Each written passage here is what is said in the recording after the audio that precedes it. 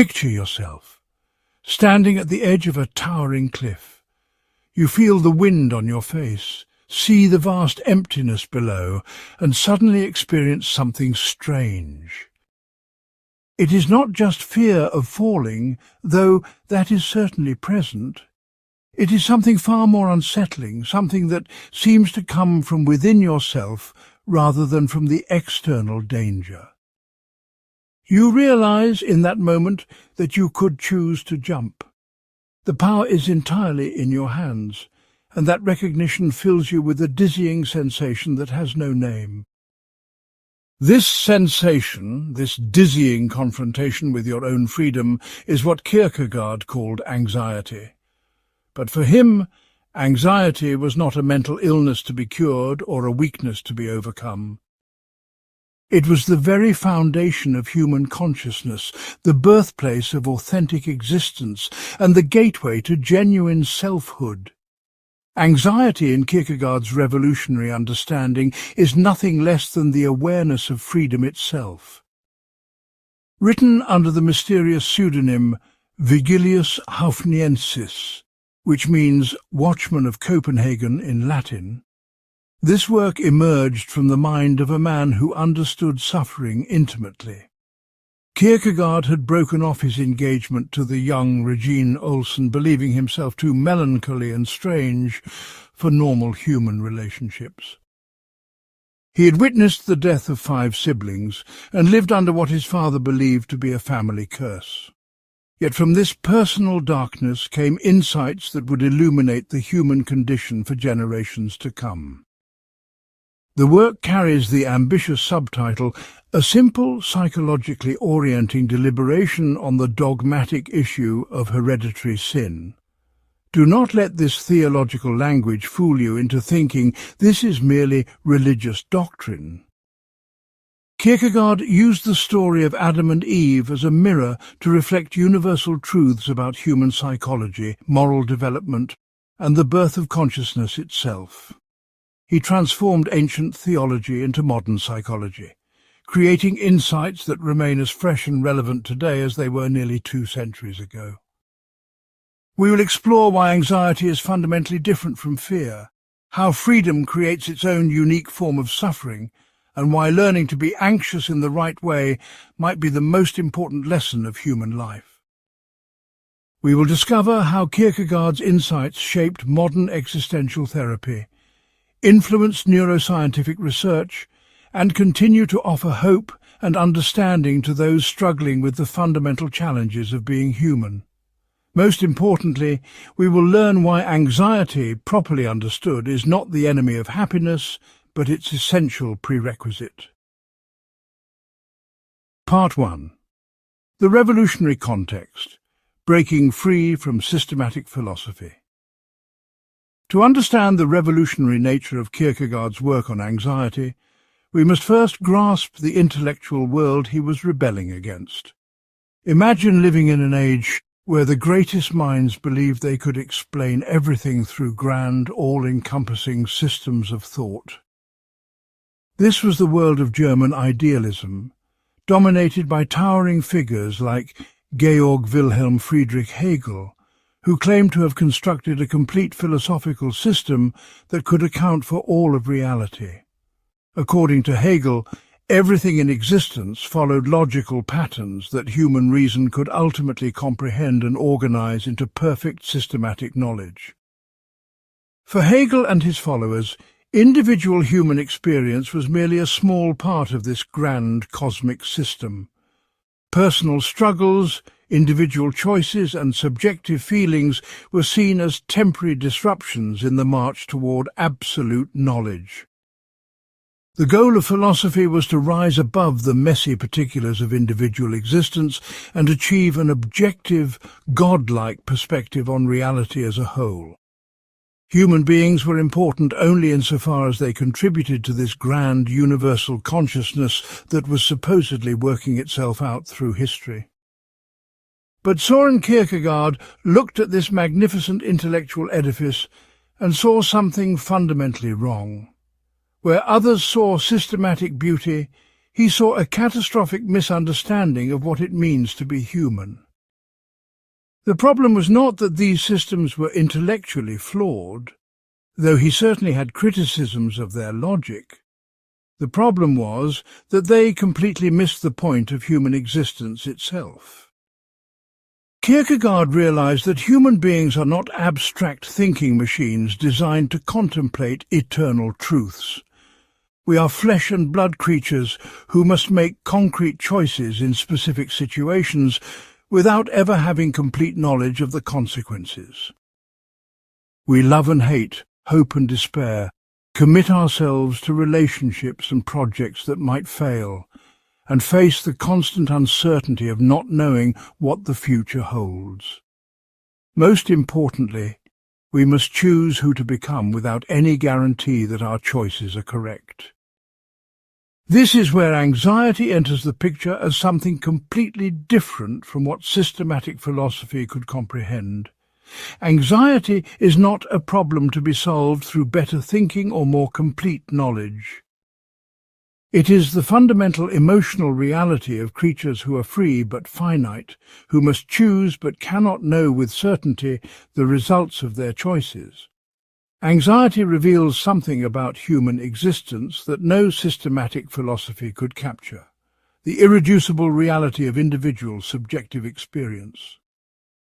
Consider the difference between reading about love in a philosophy book and actually falling in love yourself.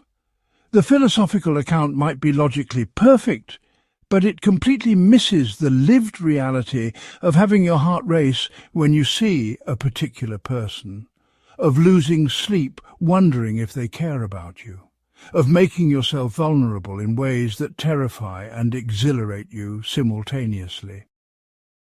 This lived subjective experience is what Kierkegaard called existence with a capital E. And anxiety is the emotional signature of this existence, the feeling that accompanies every genuine human choice. Kierkegaard's opposition to systematic philosophy was not merely academic but deeply personal. He had grown up in a household dominated by his father's intense religious melancholy and had experienced firsthand the gap between abstract religious doctrine and the lived reality of faith. He had studied theology and philosophy at the University of Copenhagen, but found that all his learning could not help him navigate the most basic human challenges. How do you choose whether to marry someone you love but believe you might hurt? How do you live with the weight of moral responsibility when you cannot know the full consequences of your actions? How do you maintain faith in meaning and purpose when suffering and uncertainty seem to dominate human experience? These were not problems that could be solved by building better philosophical systems. They were existential realities that each individual had to face alone, in the privacy of their own subjective experience. And anxiety was the emotional reality that accompanied this confrontation with the fundamental uncertainties of human existence. Rather than trying to eliminate anxiety through systematic knowledge, Kierkegaard proposed that we needed to understand it as a teacher that could guide us toward authentic human existence. The Denmark of Kierkegaard's time was experiencing rapid social and intellectual change. The old certainties of traditional Christianity were being challenged by modern science and philosophy, but the proposed replacements seemed to lose something essential about human experience. People were becoming more educated and sophisticated, but also more anxious and disconnected from sources of meaning and purpose. Kierkegaard diagnosed this as the inevitable result of trying to live human life according to abstract principles rather than embracing the irreducible complexity of individual existence. In this context, the concept of anxiety represented a completely new approach to understanding human psychology. Instead of trying to fit human experience into predetermined systematic categories, Kierkegaard proposed to start with the actual lived experience of anxiety and see what it could teach us about the nature of human existence. This was the beginning of what would later be called existential psychology, a movement that would profoundly influence modern psychotherapy, psychiatry, and our understanding of mental health. But in Kierkegaard's time, it was a radical departure from accepted ways of thinking about human nature and psychological experience. The choice of the pseudonym Vigilius Haufniensis, Watchman of Copenhagen, was significant in this context. A watchman stands guard, alert to dangers that others might miss, prepared to sound the alarm when trouble approaches. Kierkegaard saw himself as standing watch over the spiritual and psychological health of his city and his age, warning against the dangers of losing touch with authentic human existence.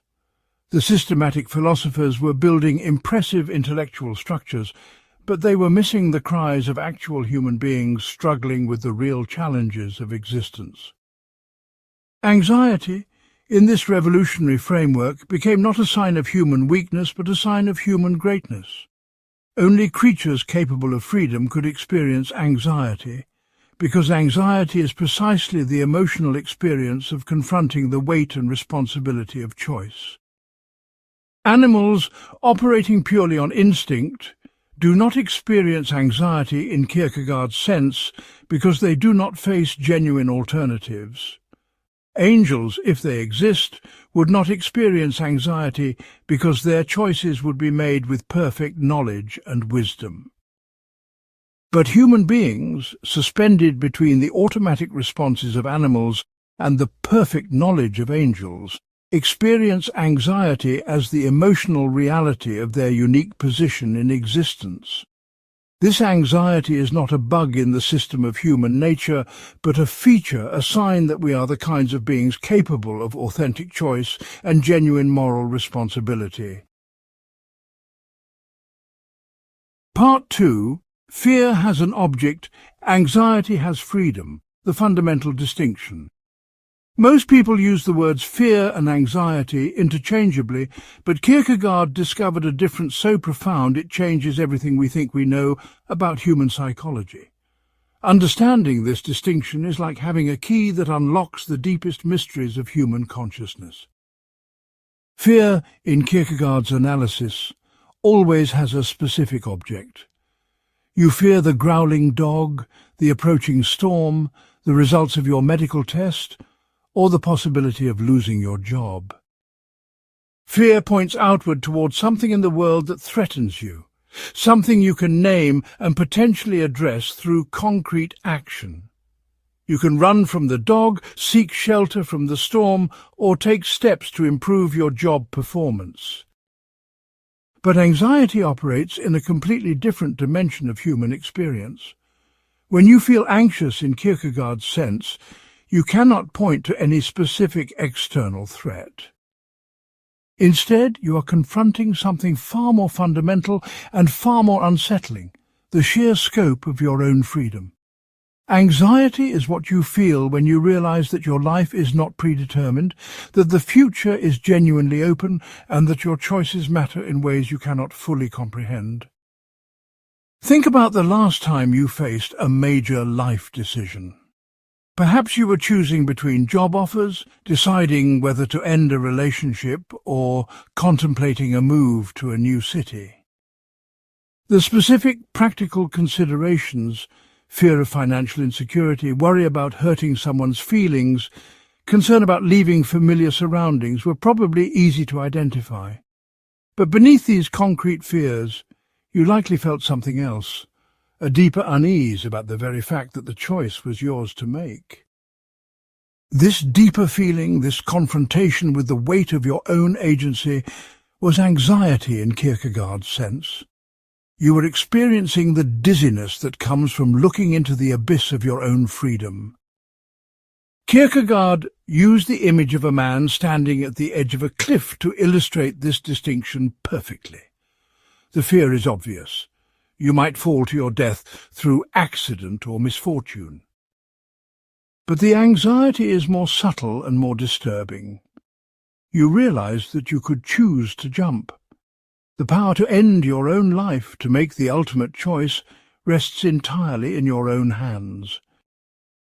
This recognition fills you with a strange combination of attraction and repulsion, fascination and horror. You are simultaneously drawn to the ultimate expression of your freedom and terrified by the responsibility it represents. This paradoxical structure, what Kierkegaard called sympathetic antipathy and antipathetic sympathy, reveals something crucial about human nature. We are the kinds of beings who are both attracted to and frightened by our own capacity for choice. We want to be free, but freedom brings with it a burden that sometimes feels overwhelming. We desire authentic existence, but authenticity requires taking responsibility for ourselves in ways that can be terrifying. Modern psychology has largely confirmed Kierkegaard's insight about this distinction, though often without recognizing its source. Clinical anxiety disorders typically involve worry about specific future events or general feelings of threat and danger. But existential anxiety, the kind that Kierkegaard analyzed, involves something deeper, the individual's relationship to their own freedom and responsibility. This is why traditional anxiety treatments, which focus on managing specific fears and worries, sometimes miss the mark when dealing with people struggling with fundamental questions about meaning, purpose, and authentic existence. Consider how different these two types of anxiety feel in your own life. When you are afraid of something specific, your mind naturally focuses on problem solving. What can you do to avoid or address the threat? But when you experience existential anxiety, the feeling is more like vertigo. You feel unsteady, not because of any external danger, but because you are confronting the groundlessness of human existence itself. There is no clear problem to solve because the problem is actually the human condition. The fact that we must choose without certainty, commit without guarantees, and take responsibility for lives we never fully control. This distinction helps explain why anxiety often intensifies during periods of transition and growth. When you graduate from school, start a new career, enter or leave a relationship, or face any major life change, you are confronting new possibilities for self-definition. The old patterns and roles that gave your life structure are no longer sufficient, and you must choose who you want to become. This process of self-creation is simultaneously exciting and terrifying because it forces you to acknowledge your own agency in shaping your existence. Kierkegaard also recognized that anxiety has a temporal dimension that distinguishes it from fear. Fear typically focuses on immediate or near-future threats, but anxiety opens up the entire scope of possibility. When you feel anxious, you are not just worried about what might happen tomorrow or next week. You are confronting the open-ended nature of your future, the fact that your choices today will ripple forward in ways you cannot predict or control. This temporal dimension of anxiety explains why it often feels more overwhelming than specific fears. You are grappling not with a particular threat, but with the uncertainty that characterizes human existence as such. The genius of Kierkegaard's analysis lies in recognizing that this anxiety, despite being uncomfortable and sometimes overwhelming, is actually a sign of human greatness. Only beings capable of transcending their immediate circumstances, of imagining alternative possibilities, and of taking responsibility for their own development could experience anxiety in this existential sense. Animals living purely by instinct do not lie awake at night wondering if they are living authentic lives or whether their choices align with their deepest values. But human beings, blessed and cursed with self-consciousness and freedom, must navigate these deeper questions throughout their lives. Anxiety is the emotional signature of this uniquely human predicament, the feeling that accompanies our confrontation with the burden and privilege of self-creation. Part 3. The Dizziness of Freedom, Standing at the Edge of Infinite Possibility. Anxiety is the dizziness of freedom. These 6 words contain perhaps the most profound insight into human psychology ever articulated. But what does it really mean to experience freedom as dizziness? And why does this feeling arise at the most crucial moments of human existence? To understand this, we need to dive deep into Kierkegaard's analysis of what happens in the human soul when we truly confront the scope of our own agency. Picture yourself standing on the observation deck of a very tall building. As you look down at the street far below, you experience a physical sensation of dizziness that seems to come from the disconnect between your current position and the vast space stretching beneath you. Your body responds to this height by making you feel unsteady, uncertain about your balance and your safety. Now imagine that this physical sensation has a psychological equivalent that occurs not when you look down from a building, but when you look forward into the open possibilities of your own future. This psychological dizziness is what Kierkegaard meant by the dizziness of freedom. It is the feeling that arises when you realize that your life is not following a predetermined script, that the future is genuinely open, and that your choices will determine who you become. Just as physical dizziness makes you feel unsteady on your feet, existential dizziness makes you feel unsteady in your very identity. Who are you, really, if you are not simply the product of your circumstances, your genetics, or your social conditioning? Who will you become if the choice is really up to you? These questions do not have easy answers, and the uncertainty they create manifests as the emotional experience we call anxiety. Kierkegaard understood that this dizziness intensifies at moments when our freedom becomes most apparent. Think about the experience of falling in love. Suddenly, you're faced with choices that will fundamentally alter the trajectory of your life. Do you open yourself to this person, making yourself vulnerable to both joy and heartbreak? Do you commit to building a shared future with someone whose inner life you can never fully know? Do you risk changing who you are for the sake of who you might become together? The intensity of romantic anxiety comes not just from uncertainty about the other person's feelings, but from confronting your own capacity to transform your entire existence through the choices you make about love. The same dizziness arises when you choose a career, decide whether to have children, or face any situation that calls upon you to define yourself through action. Each genuine choice is a kind of leap into the unknown because you cannot know in advance who you will become as a result of your decision.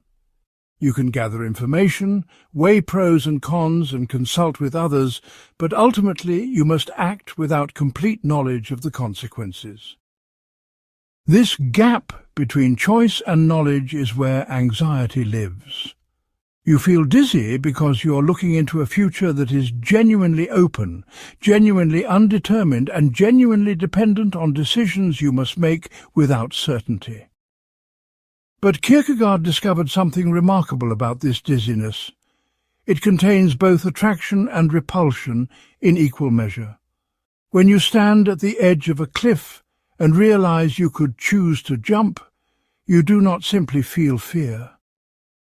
You also feel a strange fascination with the possibility, a pull toward the ultimate expression of your own agency. This is not because you actually want to die, but because some part of you is drawn to the sheer power of choice itself. The same dynamic occurs in less dramatic situations throughout your life. You might feel simultaneously attracted to and frightened by the possibility of quitting your job to pursue a dream, ending a comfortable but unfulfilling relationship, or making any choice that would require you to take full responsibility for your own existence. This paradoxical structure of anxiety-sympathetic antipathy and antipathetic sympathy reveals something profound about human nature. We are beings who long for authentic existence but are frightened by what authenticity requires. We want to be free but often prefer the security of predetermined roles and expectations. We desire to create ourselves but are overwhelmed by the responsibility that self-creation entails. Anxiety is the emotional expression of this fundamental tension at the heart of human existence. Modern psychology has extensively documented what it calls choice overload, the way that having too many options can lead to decision paralysis and increased anxiety. But Kierkegaard's insight goes deeper than the practical difficulties of choosing among alternatives. The anxiety he described arises not from having too many choices, but from the recognition that choice itself is the fundamental structure of human existence. Even when your options are limited, you still face the basic existential reality that you must choose who to be and how to live.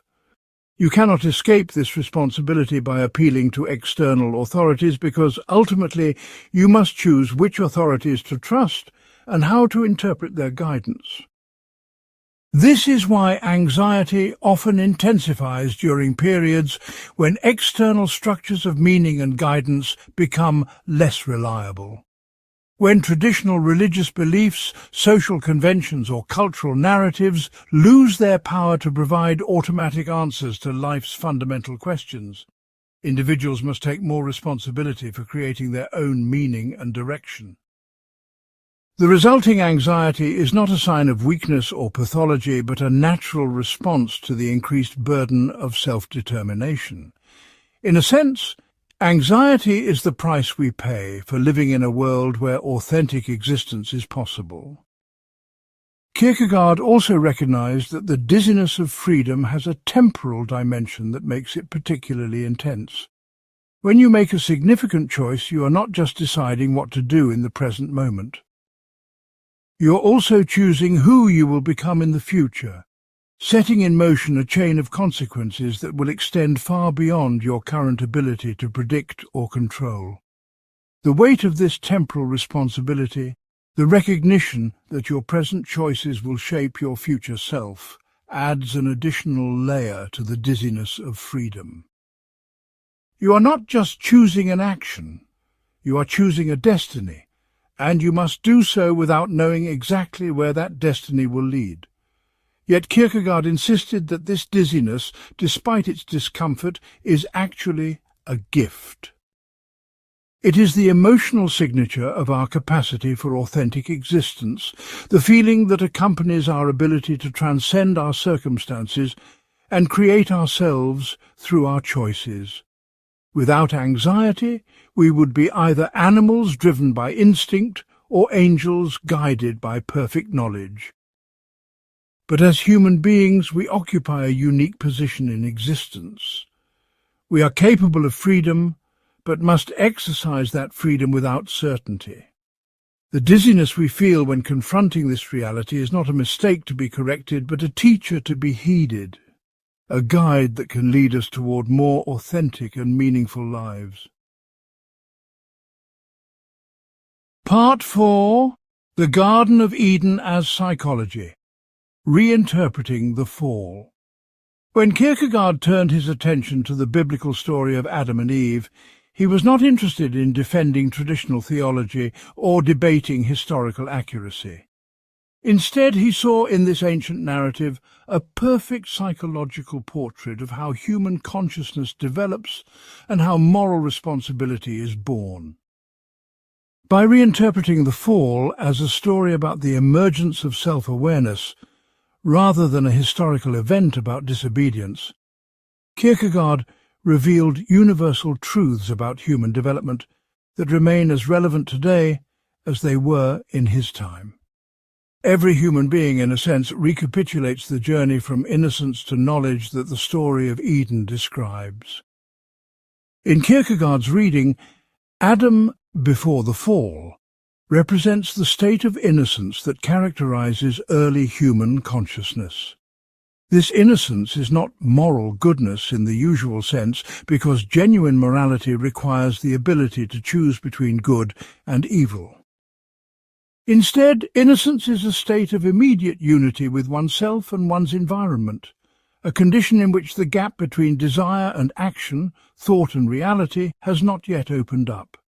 Think of a very young child who acts spontaneously without self-consciousness or internal conflict. The child is neither good nor evil in a moral sense, but simply exists in a state of natural harmony with their immediate impulses and surroundings. But this state of innocence, however peaceful it might seem, contains within itself the seeds of its own destruction. The moment God tells Adam not to eat from the tree of the knowledge of good and evil, something profound happens in human consciousness. For the first time, Adam becomes aware that there are alternatives to his current state of being. The prohibition does not just forbid a particular action, it opens up the entire realm of possibility by making Adam aware that he could choose to disobey. This awareness of choice, this recognition that alternatives exist, is the birth of human freedom, and simultaneously the death of innocence. Here is where Kierkegaard's psychological genius becomes apparent. Adam cannot understand what good and evil mean because he has not yet experienced them. The prohibition is therefore not really about the content of the command, but about the form of choice itself. When God says, "Do not eat from this tree," Adam does not comprehend the moral significance of obedience or disobedience. Instead, he experiences something entirely new, the dizzying recognition that he has the power to determine his own actions. This recognition fills him with anxiety because he is confronting the awesome responsibility of freedom without having any framework for understanding what that responsibility means. Kierkegaard describes this moment as Adam looking into the alarming possibility of being able. Suddenly Adam is aware that he is not simply a creature of instinct or natural necessity. He has the capacity to choose, to determine his own course of action, to shape his own existence. This recognition is simultaneously exhilarating and terrifying because it places the burden of self-determination squarely on his own shoulders. The anxiety Adam feels is not fear of punishment for disobedience, but the deeper existential anxiety that comes from confronting the scope of his own agency. In Kierkegaard's interpretation, the serpent in the garden represents not an external tempter, but a psychological projection of Adam's own internal state. The serpent's promise that eating the fruit will make Adam like God, knowing good and evil, reflects Adam's dawning awareness of his own capacity for self-determination. The temptation is not really about fruit, but about the desire to actualize the freedom that the prohibition has made visible. Adam is drawn to disobey not because he wants to rebel against God, but because he is fascinated by his own power to choose. The serpent's voice is really the voice of human freedom itself, calling Adam to take responsibility for his own existence. The moment of eating the fruit represents what Kierkegaard called the leap. It is the transition from innocence to experience, from automatic existence to self-conscious choice. This transition cannot happen gradually or logically because it involves a qualitative change in the structure of consciousness itself. One moment, Adam exists in immediate unity with his surroundings. The next moment, he is a self-conscious being capable of reflection, choice, and moral responsibility. The leap is instantaneous and irreversible because you cannot unknow the knowledge of your own freedom once you have acquired it. But here is the crucial point that Kierkegaard emphasized. The fall is not a mistake or a tragedy to be regretted. It is the necessary condition for authentic human existence. Without the capacity for choice that the fall represents, Adam would remain forever in a state of unconscious innocence, neither good nor evil, neither free nor responsible. The anxiety that accompanies the recognition of freedom is not a sign that something has gone wrong, but evidence that something essentially human has been born. Consciousness, choice, moral responsibility, and the possibility of authentic existence all emerge together in the moment when innocence is lost and freedom is discovered. This psychological reading of the fall explains why every human being must recapitulate this journey in their own development. Each of us begins life in a state of relative innocence, acting spontaneously without full awareness of the implications of our choices. But gradually, through experience and reflection, we become aware of our own agency and the weight of responsibility it carries. The anxiety that often accompanies adolescence and young adulthood reflects this same confrontation with freedom that Adam experienced in the garden. We discover that we are not simply products of our upbringing or our circumstances, but beings capable of shaping our own existence through the choices we make. Kierkegaard's interpretation also explains why traditional attempts to return to innocence through ignorance or denial are ultimately futile. Once you have tasted the fruit of self-consciousness, you cannot go back to unconscious existence. The only path forward is to embrace the anxiety that comes with freedom and learn to use it as a guide toward authentic existence. This is why Kierkegaard insisted that the goal is not to eliminate anxiety, but to learn to be anxious in the right way. Anxiety is the emotional signature of our capacity for choice, and learning to work with it constructively is essential to human flourishing. Modern developmental psychology has confirmed many of Kierkegaard's insights about the transition from innocence to self-consciousness.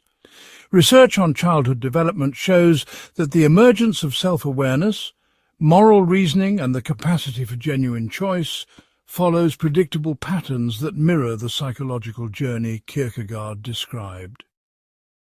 The anxiety that often accompanies these developmental transitions is not pathological but adaptive, helping individuals navigate the complex process of becoming self-determining agents.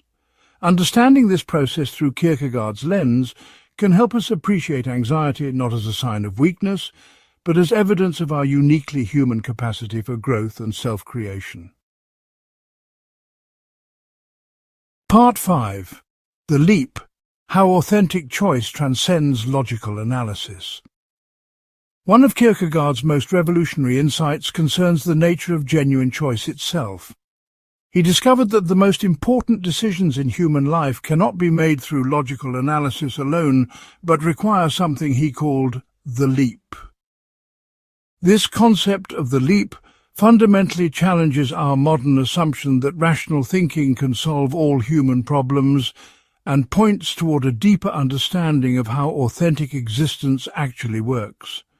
To grasp what Kierkegaard meant by the leap, we need to examine why some choices transcend the boundaries of pure reason and require a different kind of human capacity. Think about the most significant decisions you have made in your life. Choosing a life partner, deciding on a career path, committing to having children, or embracing a particular set of values or beliefs. In each case, you probably gathered information, weighed pros and cons, and thought carefully about the implications of your choice. But if you are honest about the actual moment of decision, you will recognize that something else was required beyond logical analysis. At some point you had to stop thinking and start acting, even though your reasoning could have continued indefinitely without reaching a definitive conclusion. This transition from reflection to action, from possibility to actuality, is what Kierkegaard called the leap. The leap is necessary because the most important human choices involve what Kierkegaard called qualitative rather than quantitative differences. When you decide between two job offers with different salaries, you can make a quantitative comparison based on concrete factors like money, benefits, and working conditions. But when you decide whether to commit your life to another person in marriage, you are not just choosing between alternatives, but choosing to become a different kind of person. The married version of yourself will have different priorities, responsibilities, and possibilities than the unmarried version. You cannot predict with certainty who you will become through this choice, because the choice itself will transform you in ways that rational analysis cannot fully anticipate. This is why Kierkegaard insisted that reflection, despite being crucial and necessary, has a kind of inner infinity that makes it unsuitable for actual decision-making. A person thinking about a decision can always go on thinking, considering new angles, imagining additional possibilities, and refining their analysis. But while reflection continues, life does not wait. Opportunities disappear, circumstances change, and the very process of endless thinking can become a way of avoiding the responsibility that comes with definitive choice. At some point you must will to stop the process of reflection and identify with a particular possibility that you choose to actualize. This willing to act despite uncertainty is the essence of the leap. Kierkegaard's analysis of the leap helps explain why anxiety often intensifies at moments of important decision-making. The anxiety arises not just from uncertainty about the consequences of your choice, but from the recognition that you must choose without complete knowledge. The leap requires you to take responsibility for an outcome you cannot fully predict or control.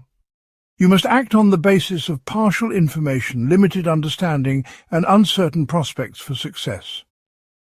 This gap between knowledge and action, between reflection and commitment, is where anxiety lives most intensely. You feel anxious because you're about to make a choice that will define you without being able to guarantee that your self-definition will be successful or wise. But Kierkegaard discovered that this apparent limitation of human reason is actually pointing towards something deeper and more important about human existence. The fact that our most significant choices cannot be made through logic alone does not mean they are arbitrary or irrational. Instead, it means they engage aspects of human nature that transcend pure reasoning. Your capacity for commitment, your willingness to take responsibility, your ability to act on faith in the face of uncertainty. The leap reveals that authentic human existence requires not just intelligence but also courage, not just analysis, but also trust in your own capacity to grow and adapt to the consequences of your choices. Consider how this applies to the choice to have children.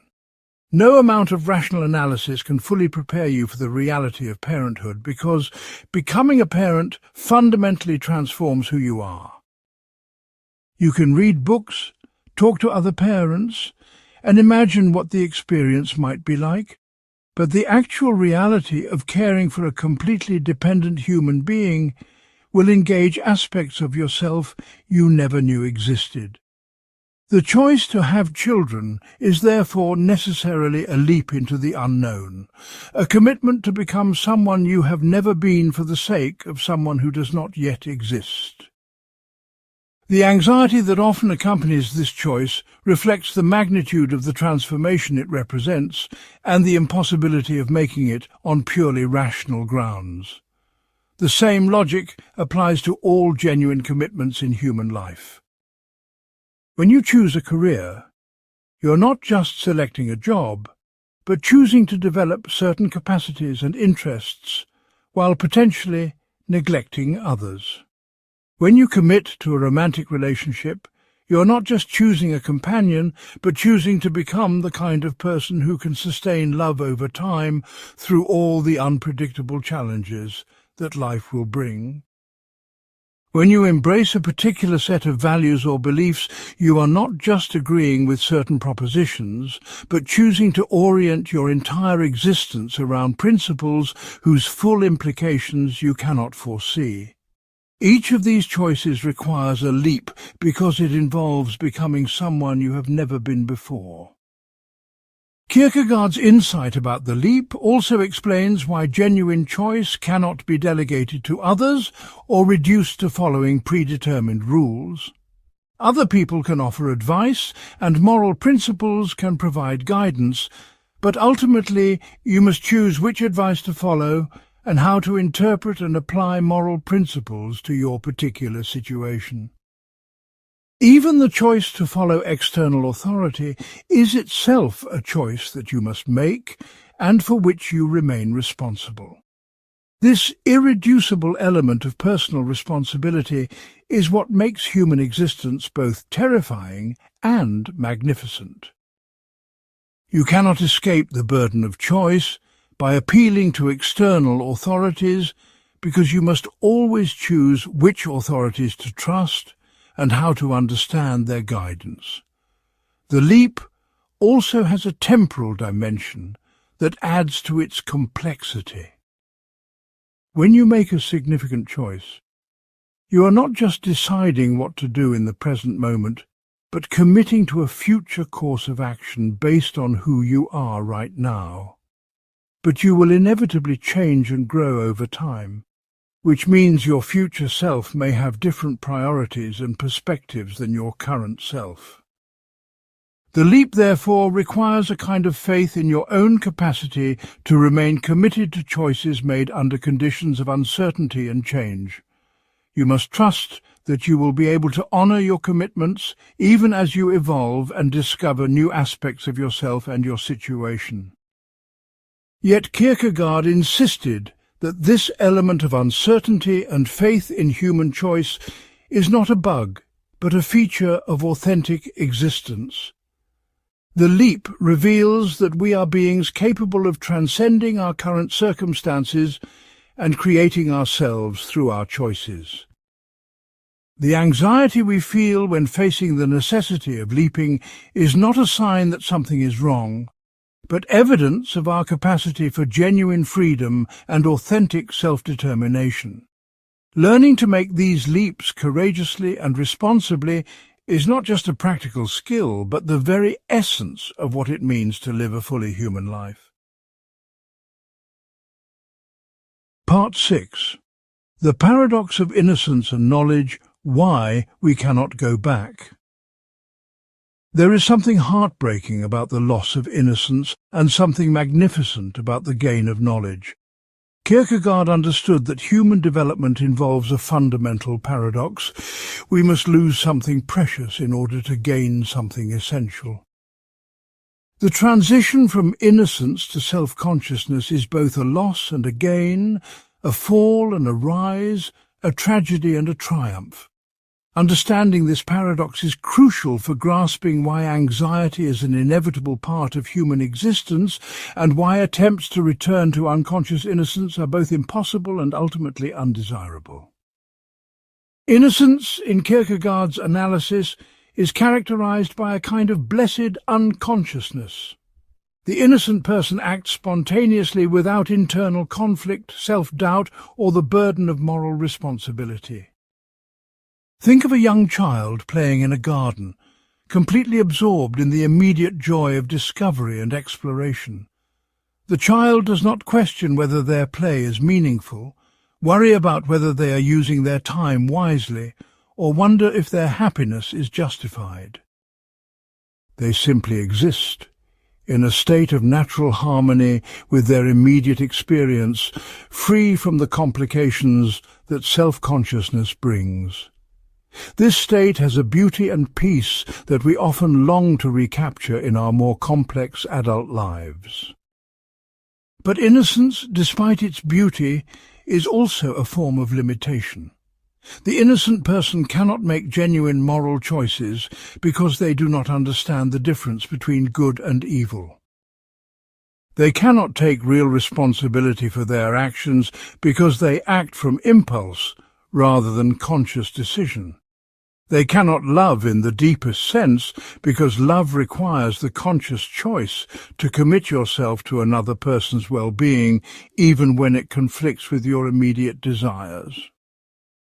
Innocence is peaceful, but it is also empty of the qualities that make human existence most meaningful: choice, responsibility, commitment, and authentic relationship. The transition from innocence to knowledge is therefore both necessary and irreversible. Once you become aware that you have choices, you can never return to the unconscious spontaneity of innocence. Once you understand that your actions have moral implications, you cannot go back to acting without considering the effects of your behavior on others.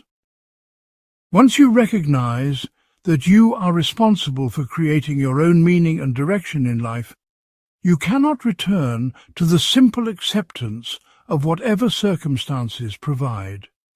The knowledge of your own freedom transforms you permanently, and this transformation brings both burden and opportunity. This is why nostalgia for lost innocence, while understandable, is ultimately misguided. Adults who spend their time longing for the simplicity of childhood or trying to recapture the unconscious joy of earlier periods in their lives are attempting something that is both impossible and unworthy of their human potential. You cannot unknow what you know about choice, responsibility, and the complexity of human existence. The only path forward is through the anxiety and uncertainty that knowledge brings toward a more authentic and conscious form of existence. Kierkegaard illustrated this point through his analysis of the biblical story, but the same dynamic appears in every human life. Think about your own development from childhood through adolescence to adulthood. Each stage involved losing certain forms of innocence while gaining new capacities for understanding and choice.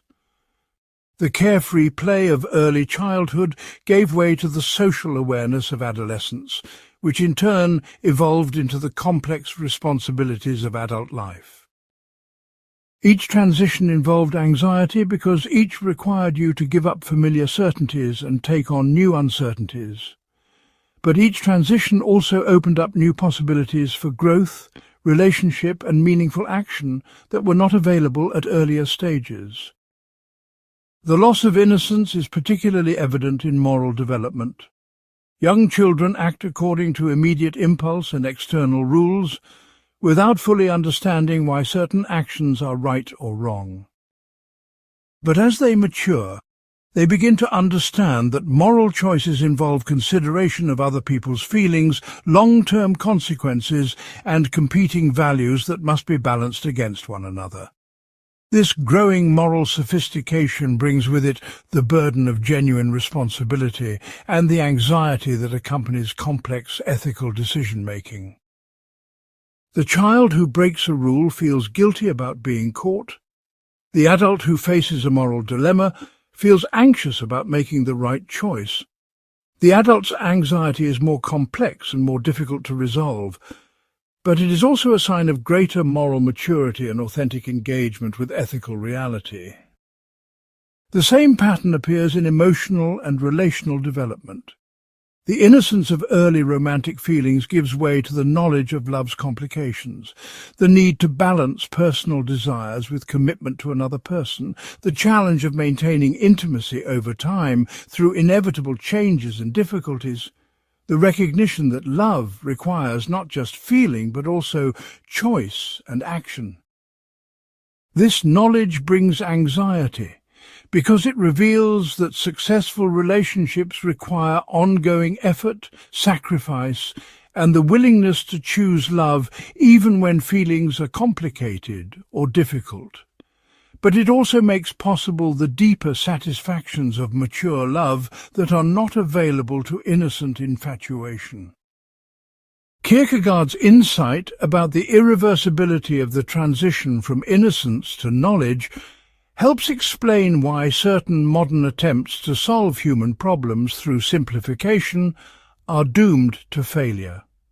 Whether it is political movements that promise to return to simpler times, religious movements that seek to recreate earlier forms of faith, or personal philosophies that advocate for the elimination of complexity and responsibility, these approaches all make the same fundamental error. They assume that you can solve the problems that knowledge brings by returning to innocence. But once consciousness has developed, the only path to peace and authenticity lies not in regression, but in learning to work constructively with the complexities that consciousness reveals.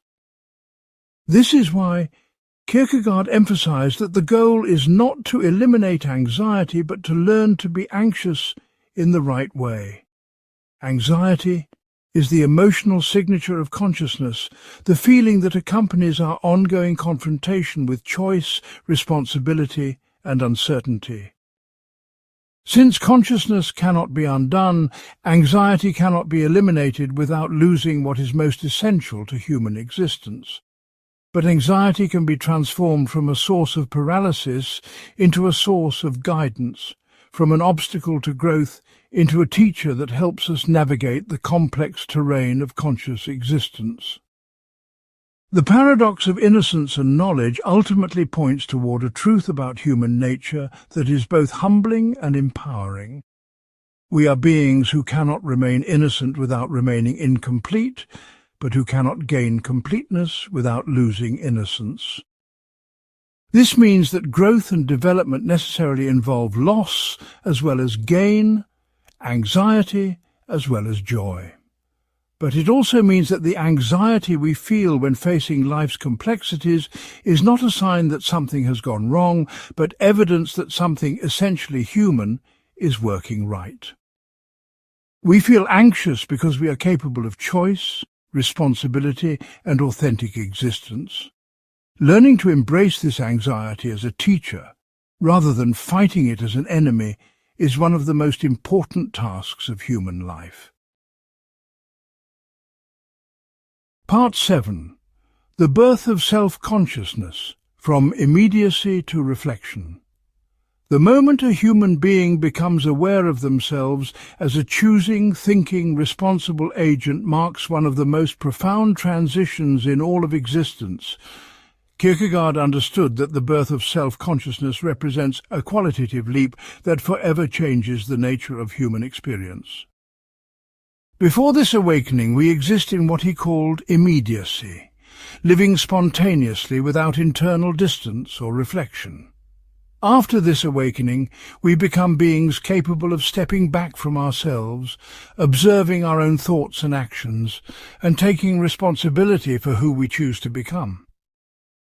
This transition, while opening up the possibility of authentic existence, also introduces anxiety as a permanent feature of human consciousness. To understand what Kierkegaard meant by immediacy, think about those moments in your life when you were completely absorbed in an activity. Perhaps you were playing a sport, creating art, or engaged in deep conversation with someone you love. In these moments, there was no gap between yourself and your activity, no internal observer commenting on your performance, no self-consciousness about how you appeared to others. You simply were the activity you were engaged in, existing in a state of natural unity between intention and action, thought and reality. This is a taste of what immediacy feels like, though true immediacy involves living in this state consistently rather than just experiencing it occasionally. But human beings cannot remain in immediacy indefinitely because we are the kinds of creatures capable of reflection. Sooner or later, usually gradually, but sometimes suddenly, we develop the capacity to observe ourselves from the outside. We begin to notice our own thoughts, evaluate our own actions, and imagine how we appear to others. We start asking questions like, who am I? And what do I really want? And am I living the right kind of life?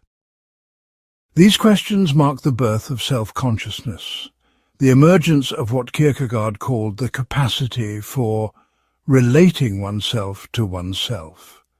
This capacity for self-reflection is simultaneously the source of human greatness and human suffering. It is what allows us to transcend our immediate circumstances, imagine alternative possibilities, and take responsibility for shaping our own existence. But it is also what introduces the gap between self and experience that makes anxiety possible. Once you can observe yourself from the outside, you can also judge yourself, worry about whether you are living correctly, and feel uncertain about who you really are beneath all your various roles and activities. The very capacity that makes authentic existence possible also makes authentic existence a problem that must be constantly worked out rather than simply lived. Kierkegaard recognized that this transition from immediacy to self-consciousness typically happens gradually through a series of experiences that force us to become aware of ourselves as separate from our circumstances. The first time a child realizes that their parents might be wrong about something important, they begin to understand that they must think for themselves rather than simply accepting external authority. The first time a young person questions whether the values they were raised with actually reflect their own deepest convictions, they begin the lifelong process of self-creation. The first time anyone recognizes that they have been living according to others' expectations rather than their own authentic desires, they confront the necessity of choosing who they want to become. Each of these experiences involves anxiety because each requires letting go of the security of unconscious existence and taking on the responsibility of conscious choice. But the transition to self-consciousness also reveals something remarkable about human nature. We are beings who exist in relationship not just to others, but to ourselves. This internal relationship between the self that observes and the self that acts becomes the foundation for all genuine growth and development. Through self-consciousness, you can evaluate your own behavior, recognize patterns you want to change, and work intentionally toward becoming the kind of person you want to be. You can reflect on your values and commitments to ensure they align with your deepest convictions rather than just your immediate impulses or social pressures. You can take responsibility for your own emotional and spiritual development rather than simply reacting to whatever circumstances provide. This capacity for self-relationship also makes possible the distinctly human forms of suffering that Kierkegaard analyzed so brilliantly. Animals can experience pain and distress, but only self-conscious beings can experience guilt, shame, regret, and the particular form of anxiety that comes from uncertainty about one's own identity and purpose. These forms of suffering arise precisely from our ability to step back from immediate experience and evaluate ourselves according to standards that transcend the present moment. You feel guilty when you recognize that your actions conflict with your values. You feel ashamed when you see yourself falling short of who you want to be. You feel anxious when you confront the gap between your current reality and your potential for growth. Yet Kierkegaard insisted that these distinctly human forms of suffering are not mistakes to be eliminated, but signs of our capacity for authentic existence. The anxiety that accompanies self-consciousness is evidence that you are capable of transcending your immediate circumstances and taking responsibility for your own development. The internal tension between who you are and who you could become is what motivates growth, change, and the ongoing project of self-creation that defines human life. Without this tension, you would remain forever in the unconscious simplicity of immediacy. Neither good nor evil, neither authentic nor inauthentic, neither growing nor declining.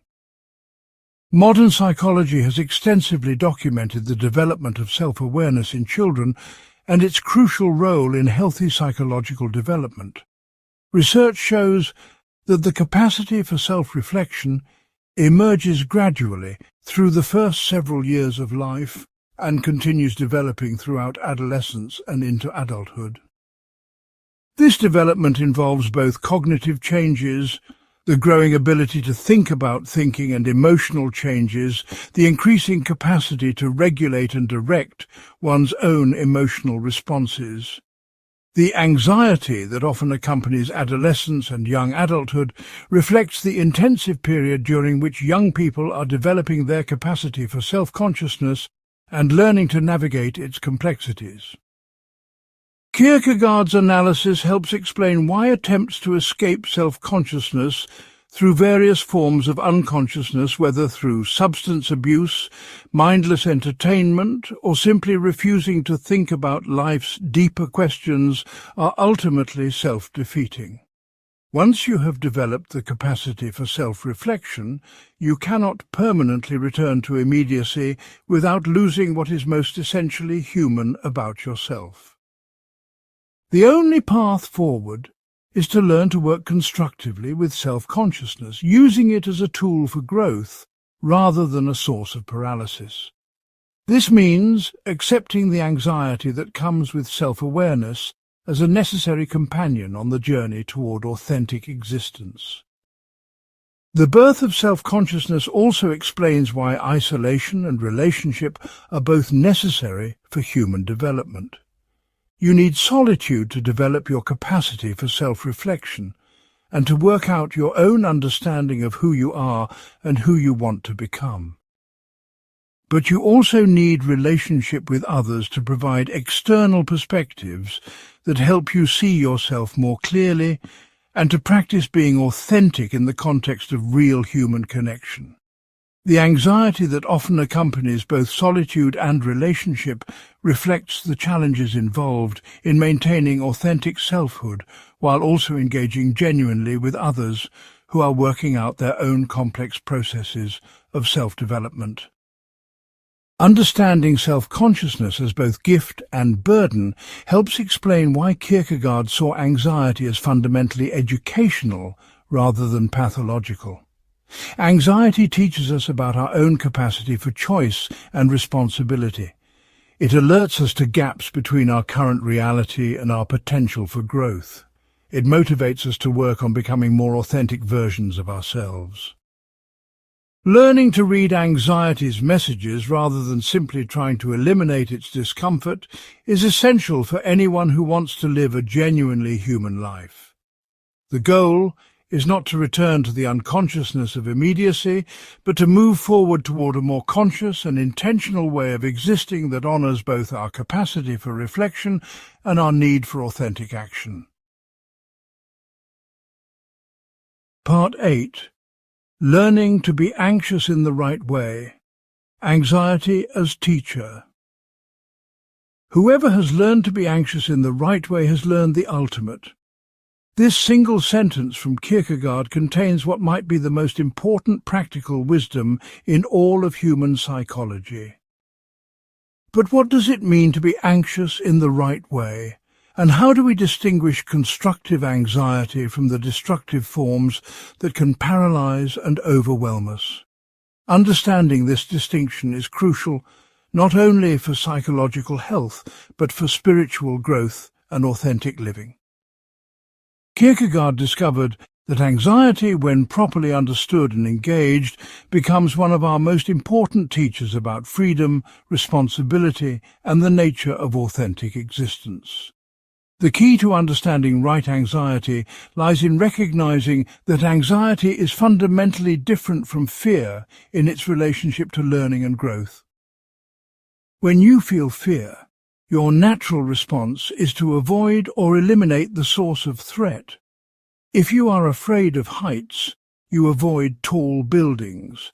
If you are afraid of rejection, you avoid taking social risks. If you are afraid of failure, you avoid challenging situations.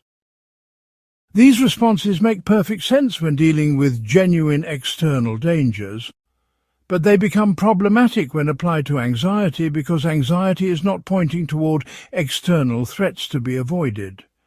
Instead, anxiety is pointing towards internal realities about freedom and responsibility that need to be understood and embraced rather than escaped.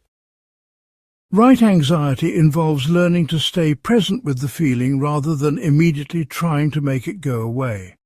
When you feel anxious about an important life decision, your first impulse might be to distract yourself, seek reassurance from others, or postpone the decision until the feeling subsides. But Kierkegaard would suggest that the anxiety itself contains valuable information about the significance of the choice you are facing and your own capacity to shape your existence through that choice. Instead of avoiding the anxiety, you can learn to listen to what it is telling you about your freedom, your values, and your potential for growth. Consider the anxiety that often accompanies major life transitions: graduating from school, starting a new job, getting married, having children, or facing retirement. In each case, the anxiety is not really about the specific practical challenges involved, though those may certainly contribute to your overall stress level. The deeper anxiety is about the fact that you are becoming someone you have never been before, taking on new responsibilities and possibilities that will require you to discover capacities you may not know you possess. This anxiety is pointing toward the exciting and frightening reality of human growth and self-transformation. Learning to be anxious in the right way means recognizing this anxiety as a sign that you are evolving rather than as evidence that something is wrong. Right anxiety also involves distinguishing between the anxiety that comes from freedom and the anxiety that comes from avoiding freedom. When you feel anxious because you are contemplating a choice that would require you to take more responsibility for your own existence, that anxiety is pointing you toward growth and authenticity. But when you feel anxious because you are avoiding choices and trying to maintain situations that no longer serve your development, that anxiety is pointing you toward the need to act more courageously. The first type of anxiety says, "This choice matters and will change you." The second type says, "You are avoiding choices that you need to make." Learning to distinguish between these two messages is essential for using anxiety as a guide, rather than being overwhelmed by it. Kierkegaard also understood that right anxiety requires developing what he called the courage to be oneself. This means learning to trust your own capacity to grow and adapt to the consequences of your choices, rather than demanding certainty before you act. Much of the anxiety that paralyzes people comes from the desire to know in advance exactly how their choices will turn out, and to guarantee that they will not make mistakes or experience regret. But such certainty is impossible in human life, because genuine choices involve becoming someone new rather than just selecting among predetermined options.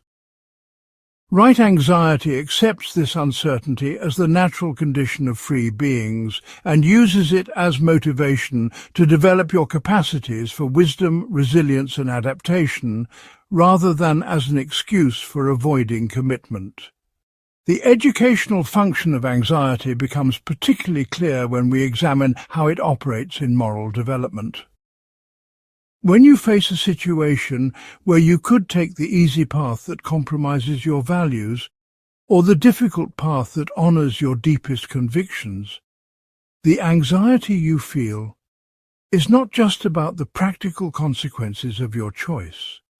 It is about your relationship to yourself and your capacity to live with integrity. The anxiety is teaching you about what really matters to you, what you are willing to sacrifice for, and who you want to become through your actions. People who learn to be anxious in the right way use these moments of moral anxiety as opportunities to clarify their values and strengthen their commitment to authentic living. Right anxiety also involves learning to distinguish between productive worry and destructive rumination. Productive anxiety motivates you to prepare carefully for important challenges. Consider the perspectives of others who might be affected by your choices and develop contingency plans for potential difficulties. It helps you take responsibility seriously without becoming paralyzed by perfectionism. Destructive anxiety, on the other hand, involves endless circular thinking that generates more anxiety without leading to constructive action. Learning the difference requires developing what therapists call tolerance for uncertainty, the ability to act wisely despite incomplete information rather than demanding impossible levels of certainty before making important choices. Modern research in psychology has validated many of Kierkegaard's insights about the relationship between anxiety and growth. Studies show that moderate levels of anxiety can enhance performance, motivation and learning, while very low or very high levels of anxiety tend to be counterproductive. This finding parallels Kierkegaard's insight that the goal is not to eliminate anxiety, but to find the right relationship to it. Research on post-traumatic growth has also shown that people who learn to work constructively with anxiety and uncertainty often develop greater resilience, deeper relationships and more authentic life priorities than they had before facing difficult challenges. This suggests that anxiety, when engaged properly, can indeed serve as a teacher that guides us toward more meaningful and authentic existence. Perhaps most importantly, learning to be anxious in the right way involves recognizing anxiety as a companion rather than an enemy on the journey of human development. Just as physical pain alerts you to potential bodily harm and motivates you to take protective action, existential anxiety alerts you to situations that require careful attention to your freedom and responsibility. The goal is not to eliminate this natural warning system, but to learn to interpret its messages accurately and respond to them wisely. This means developing the capacity to sit with uncertainty, to act courageously despite incomplete knowledge, and to trust your own ability to learn and grow through whatever consequences your choices may bring. When anxiety is understood and engaged in this way, it becomes not an obstacle to authentic living, but one of the most reliable guides available for navigating the complex terrain of human existence. Part 9. The connection between anxiety and despair, two faces of freedom. In the landscape of human consciousness, anxiety and despair are like two neighbouring countries that share a long and complicated border. Kierkegaard understood that these two profound emotional experiences are intimately connected, both arising from our uniquely human capacity for freedom, yet pointing in different directions for our development. While anxiety emerges when we confront our potential for authentic choice and self-creation, despair emerges when we misuse that freedom or refuse to embrace it fully. Understanding the relationship between these two experiences is crucial for anyone seeking to live an authentic human life. Despair, in Kierkegaard's analysis, is fundamentally about the failure to achieve a proper relationship with oneself. He defined despair as not willing to be oneself, or alternatively as willing to be oneself, in a way that denies essential aspects of human nature. This might seem abstract, but it points toward very concrete realities in human experience. Think about times when you have felt deeply dissatisfied with your life, not because of external circumstances, but because of a sense that you are not living as your authentic self. Perhaps you were pursuing goals that others expected of you, rather than goals that reflected your own deepest values. Perhaps you were avoiding challenges that would require you to grow because growth felt too risky or demanding. Perhaps you were trying to be someone other than who you actually are because your authentic self seemed inadequate or unacceptable. These experiences reflect different forms of despair, different ways of failing to achieve a healthy relationship with your own existence. The connection between anxiety and despair becomes clear when we recognize that both emerge from our confrontation with freedom, but they represent different responses to that confrontation. Anxiety arises when you face the open possibilities of your existence and feel the weight of responsibility that comes with genuine choice. This anxiety can either motivate you toward growth and authenticity, or it can overwhelm you in ways that lead to despair. If you respond to anxiety by embracing the challenge of self-creation, anxiety becomes a teacher that guides you toward more authentic existence. But if you respond to anxiety by trying to escape the burden of freedom, you end up in various forms of despair that actually make your situation worse rather than better. One common form of despair involves what Kierkegaard called the despair of possibility. This occurs when you become so overwhelmed by the scope of your freedom that you retreat into endless fantasy and speculation rather than making concrete choices. People in this form of despair are constantly imagining different ways their lives could unfold, but never committing to any particular path. They live in their heads rather than in reality, using their imagination to avoid the anxiety that comes with actual decision-making and commitment. While this might provide temporary relief from anxiety, it ultimately leads to a deeper form of suffering because you end up living a life of pure possibility without ever actualizing your potential in concrete ways. The opposite form of despair involves the despair of necessity, where you convince yourself that you have no real choices and must simply accept whatever circumstances provide. People in this form of despair often say things like, "I had no choice," or "that's just the way things are," when faced with situations that actually do offer alternatives.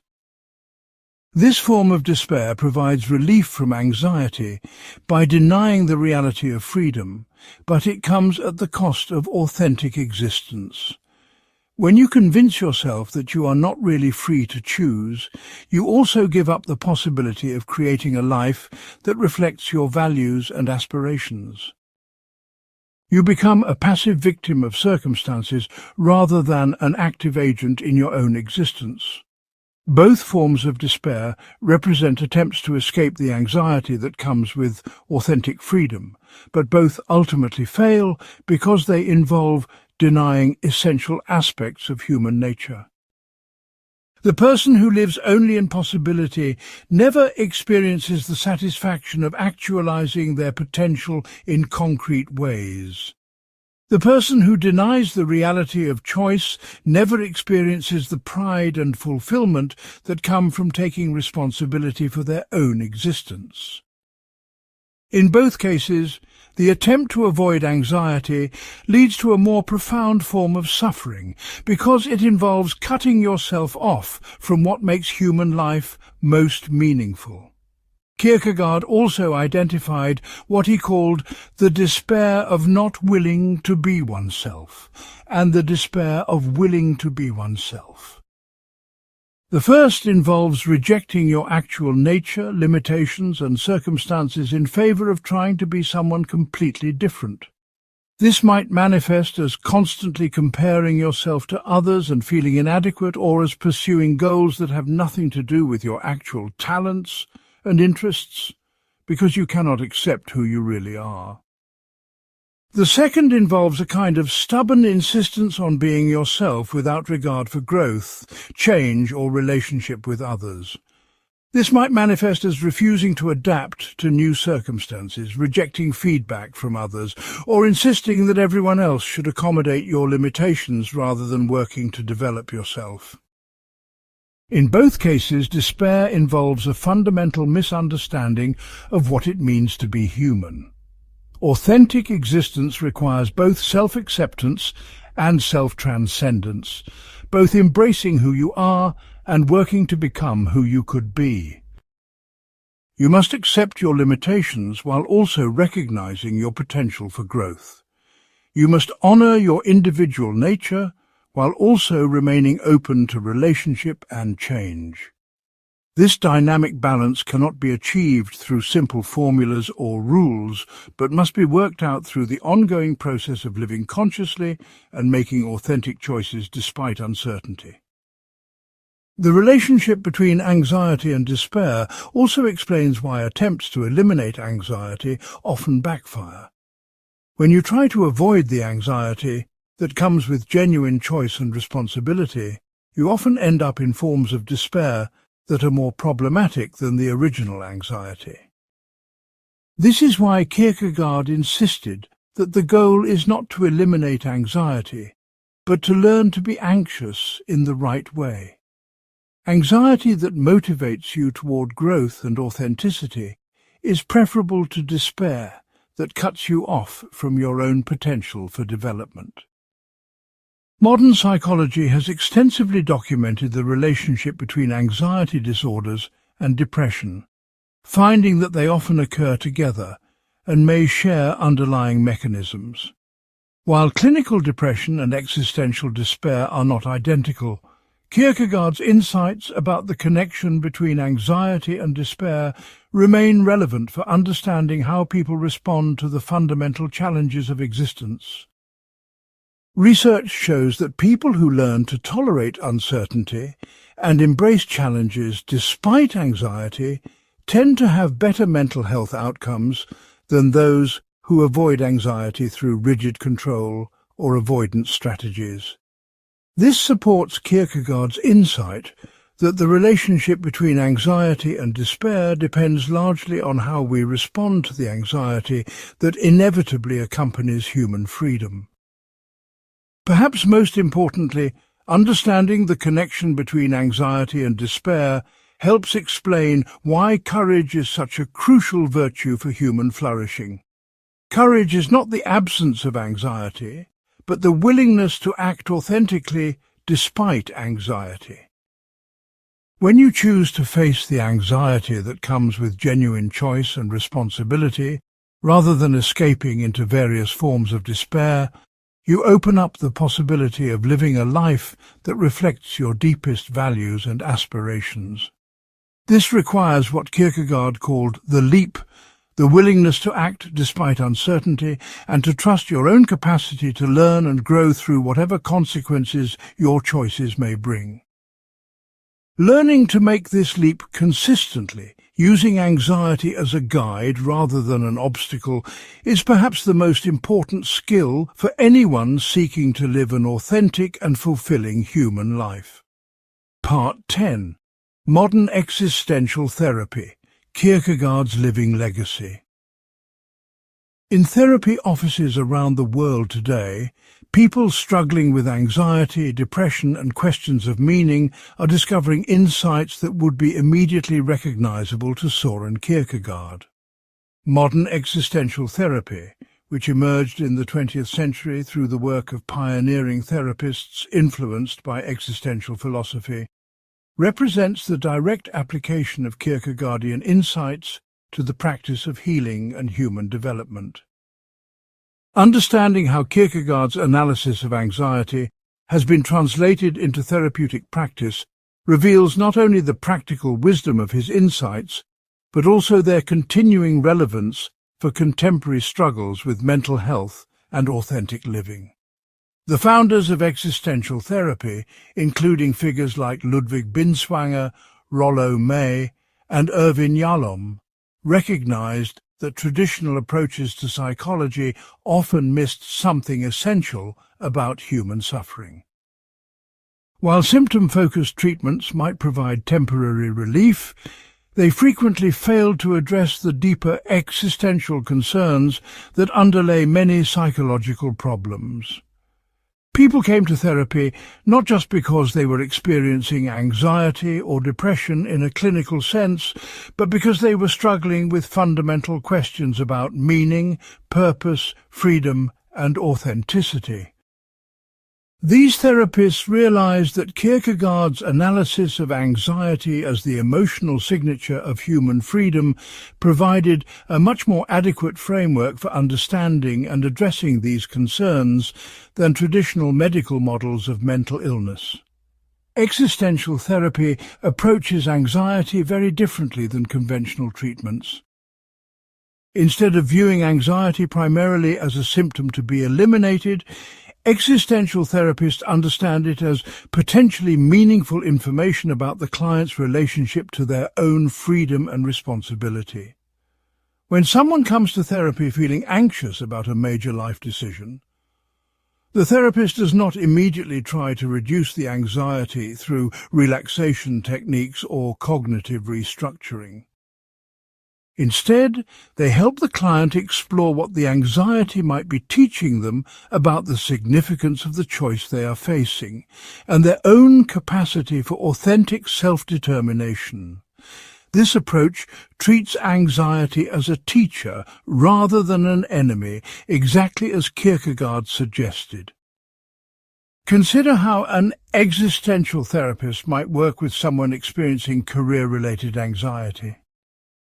Rather than focusing primarily on stress management techniques or practical problem-solving strategies, the therapist would help the client explore deeper questions. What does this anxiety reveal about your values and priorities? What aspects of your current situation conflict with your authentic self? What possibilities for growth and self-expression are you considering, and what fears are holding you back from pursuing them? How might this period of uncertainty actually be an opportunity to clarify who you want to become and what kind of life you want to create?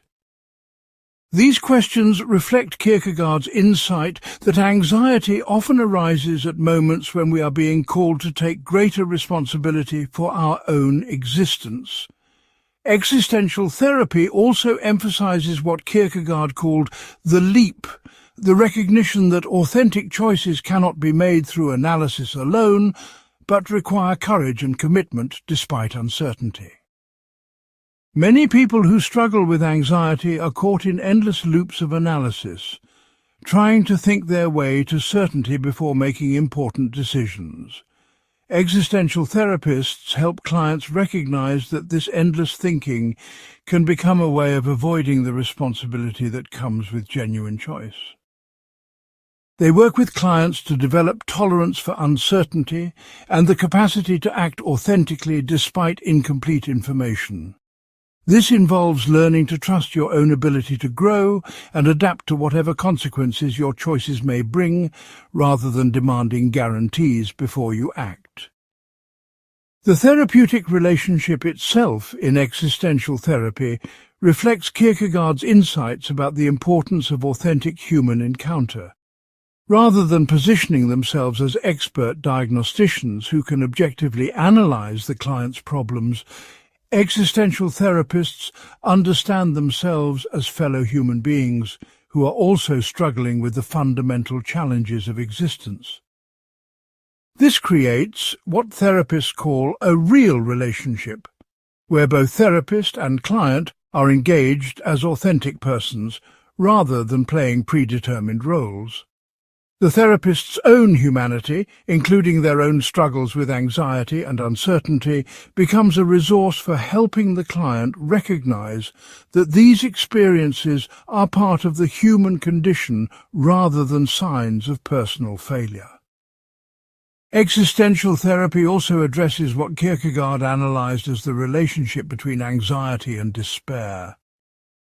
Many clients come to therapy not just with anxiety, but with deeper feelings of meaninglessness, emptiness, or disconnection from their authentic selves. Existential therapists help clients understand these experiences as forms of despair that often arise from attempts to avoid the anxiety that comes with authentic choice and responsibility. Rather than treating despair as a separate disorder, they help clients see how it connects to their relationship with their own freedom and potential for self-creation. This often involves helping clients identify ways they have been living inauthentically avoiding choices, following others' expectations, or denying their own capacity for growth and then supporting them in taking steps toward more authentic existence, despite the anxiety this may initially increase. Research on the effectiveness of existential therapy has consistently shown positive outcomes for people struggling with a wide range of concerns, from clinical anxiety and depression to broader questions of life satisfaction and meaning. Studies have found that existential approaches are particularly effective for people facing major life transitions, dealing with loss and grief, or struggling with what researchers call existential anxiety, concerns about meaning, mortality, freedom and isolation that may not fit neatly into traditional diagnostic categories. This research validates Kierkegaard's insight that addressing these deeper existential concerns is often more important for human flourishing than simply treating surface symptoms. One of the most significant contributions of existential therapy has been its influence on other therapeutic approaches. Even therapists who do not identify primarily as existential practitioners have increasingly incorporated insights about the importance of meaning, authentic relationship, and client agency into their work. Cognitive behavioral therapy, for example, has evolved to include more attention to values clarification and behavioral activation based on personally meaningful goals rather than just symptom reduction. Mindfulness-based approaches often emphasize acceptance of uncertainty and present-moment awareness in ways that parallel existential themes. This broader influence reflects the fundamental truth of Kierkegaard's insights about the centrality of freedom, choice, and authentic existence in human psychology. Perhaps most importantly, existential therapy has helped restore dignity to human suffering by treating it as meaningful rather than merely pathological. When someone experiences anxiety about major life choices, existential therapy helps them understand this as evidence of their capacity for freedom and authentic existence rather than as a sign that something is wrong with them. When someone struggles with questions of meaning and purpose, existential therapy treats these concerns as legitimate and important rather than as symptoms to be medicated away. This approach reflects Kierkegaard's fundamental insight that the anxieties and struggles that accompany conscious existence are not bugs in the system of human nature, but features that point toward our unique capacity for growth, choice, and authentic self-creation.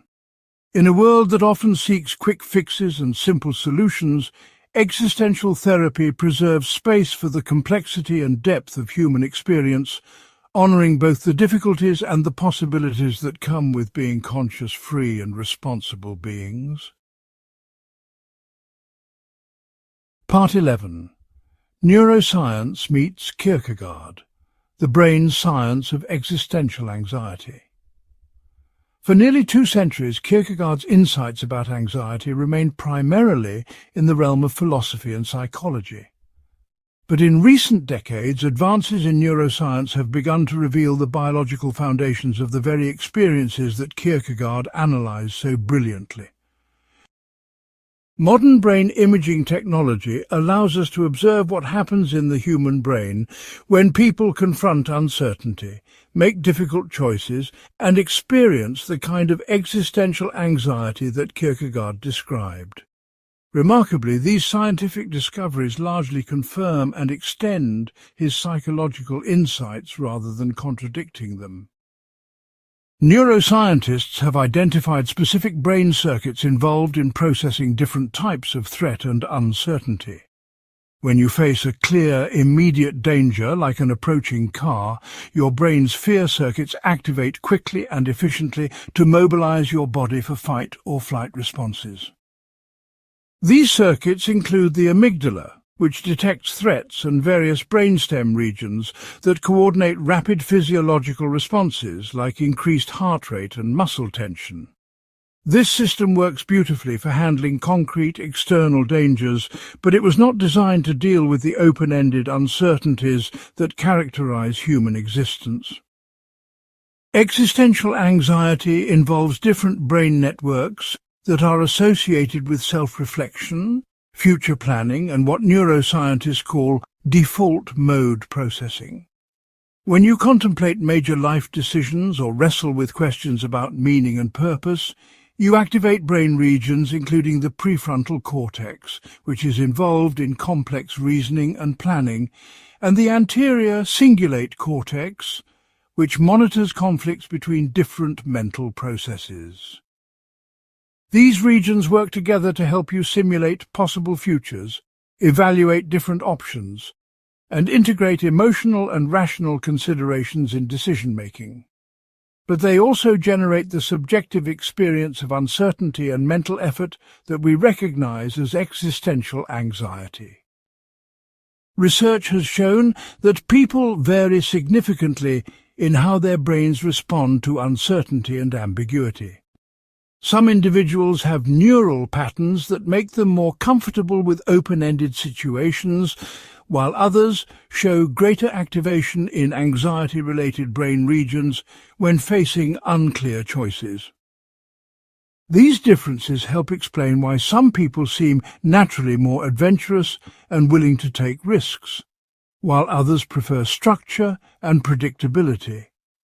But importantly, the research also shows that these neural patterns can change through experience and practice, suggesting that Kierkegaard's insight about learning to be anxious in the right way has a biological foundation. One of the most fascinating discoveries concerns what happens in the brain during moments of insight and decision-making. When people have breakthrough moments where clarity emerges from confusion, or when they finally commit to important choices after periods of uncertainty, there are characteristic patterns of brain activity that suggest the integration of multiple neural networks. These moments appear to involve what neuroscientists call neural phase transitions, sudden reorganizations of brain activity that create new patterns of connectivity and information processing. This provides a biological basis for understanding what Kierkegaard called the leap, the qualitative transition from reflection to action that cannot be accomplished through gradual logical steps. Neuroscience has also revealed important differences between anxiety disorders as clinically understood and the kind of existential anxiety that Kierkegaard analyzed. Clinical anxiety disorders often involve overactivation of threat detection systems and difficulties with emotional regulation that can be addressed through medication and targeted therapies. But existential anxiety appears to involve normal activation of brain systems responsible for complex cognition, self-reflection, and future planning. This suggests that existential anxiety is not a malfunction of the brain, but rather the natural consequence of using our most sophisticated cognitive capacities to grapple with genuinely complex and uncertain aspects of human existence. The neuroscience of decision-making has also provided insights into why choice can be both exhilarating and overwhelming. When you contemplate multiple options for how to live your life, your brain must coordinate enormous amounts of information about values, goals, relationships, practical constraints, and potential consequences. This processing requires significant neural resources and can create a subjective experience of mental fatigue and uncertainty. But the same neural processes that generate this experience also enable the remarkable human capacity for self-direction and authentic choice that Kierkegaard celebrated. Research on neuroplasticity. The brain's capacity to change and adapt throughout life has provided a biological foundation for understanding personal growth and self-transformation. When you make choices that require you to develop new capacities or adapt to new circumstances, your brain literally rewires itself to support these changes. This process involves the growth of new neural connections, changes in the strength of existing connections, and sometimes even the generation of new brain cells. The anxiety that often accompanies personal growth may reflect the brain's recognition that significant reorganization is required, but it also signals the remarkable plasticity that makes authentic development possible throughout life. Studies of meditation and mindfulness practices have shown that training attention and awareness can alter brain function in ways that support better responses to uncertainty and anxiety. People who practice mindfulness show increased activity in brain regions associated with present moment awareness and decreased reactivity in regions associated with rumination and worry. This research supports Kierkegaard's insight that the quality of your relationship to anxiety matters more than the simple presence or absence of anxious feelings. By learning to observe anxiety with curiosity, rather than immediately trying to escape it, you can develop neural patterns that support greater resilience and wisdom in facing life's uncertainties. Perhaps most remarkably, neuroscience research has begun to reveal the biological basis of what philosophers call self-transcendence, the capacity to act according to values and commitments that extend beyond immediate self-interest. When people make choices based on deeply held principles or long-term goals rather than immediate impulses, there are characteristic patterns of brain activity that involve communication between emotional centers and higher-order cognitive regions. This provides a neural foundation for understanding what Kierkegaard meant by authentic existence, the capacity to live according to your deepest convictions rather than simply reacting to circumstances. The integration of neuroscience with existential insights does not reduce human experience to mere brain activity, but it does provide additional validation for Kierkegaard's psychological observations. The fact that existential anxiety involves normal rather than pathological brain function supports his view that such anxiety is a natural and potentially valuable aspect of human consciousness. The evidence for neural plasticity confirms his insight that people can learn to relate to anxiety more constructively. And the research on decision-making and self-transcendence provides biological foundations for understanding the capacity for authentic choice and moral development that he considered central to human nature. Rather than contradicting Kierkegaard's insights, modern neuroscience helps us understand the remarkable biological machinery that makes possible the experiences of freedom, responsibility, and authentic existence that he analyzed so brilliantly. Part 12. Anxiety in the Digital Age. New Freedoms, New Anxieties. If Kierkegaard thought the modern world of his time created unprecedented levels of anxiety, he could hardly have imagined the psychological landscape of the 21st century. The digital revolution has created forms of freedom and possibility that would have been unthinkable in 19th century Denmark, but it has also generated new sources of existential anxiety that require fresh applications of Kierkegaardian insights. Understanding how technology amplifies the fundamental tensions between freedom and security, possibility and commitment, authentic selfhood and social conformity can help us navigate the unique challenges of contemporary existence.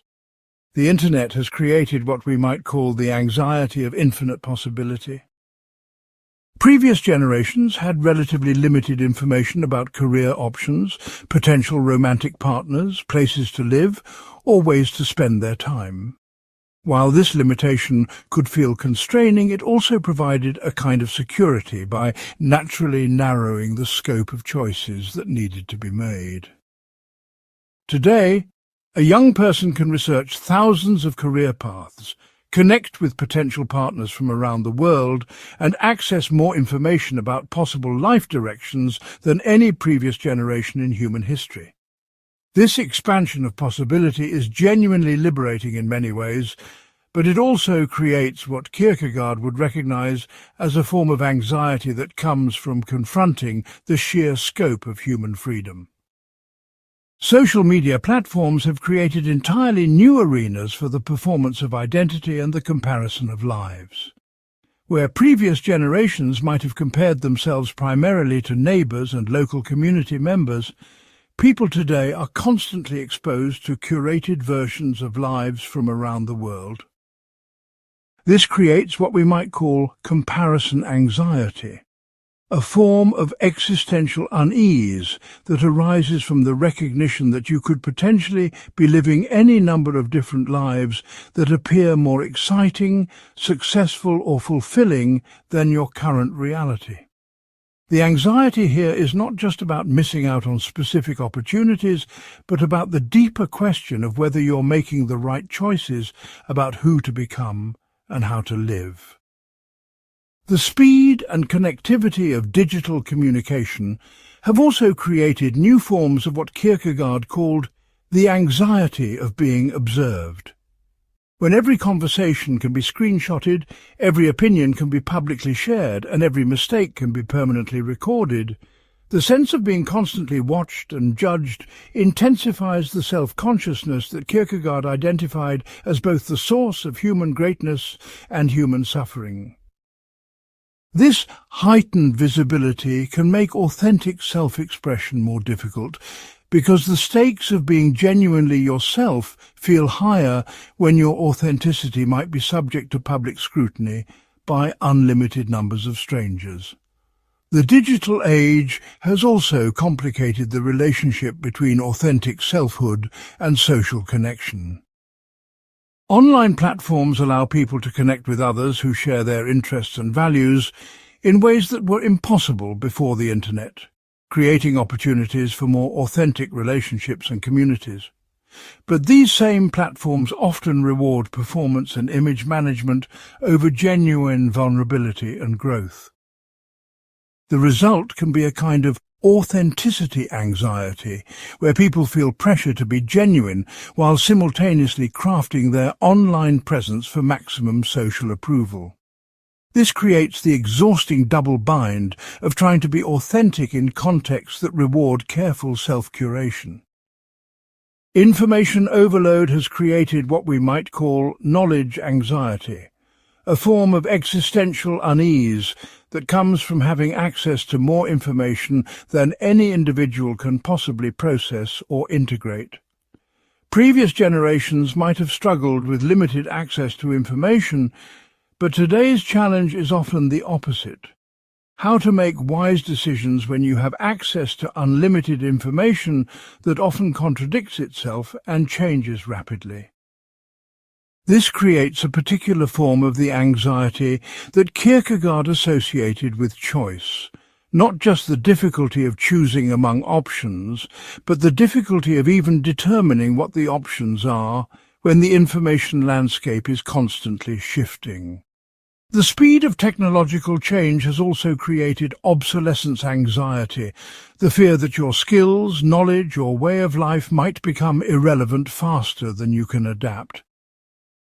This is not just practical concern about career security, though that is certainly part of it, but existential anxiety about the stability of identity itself.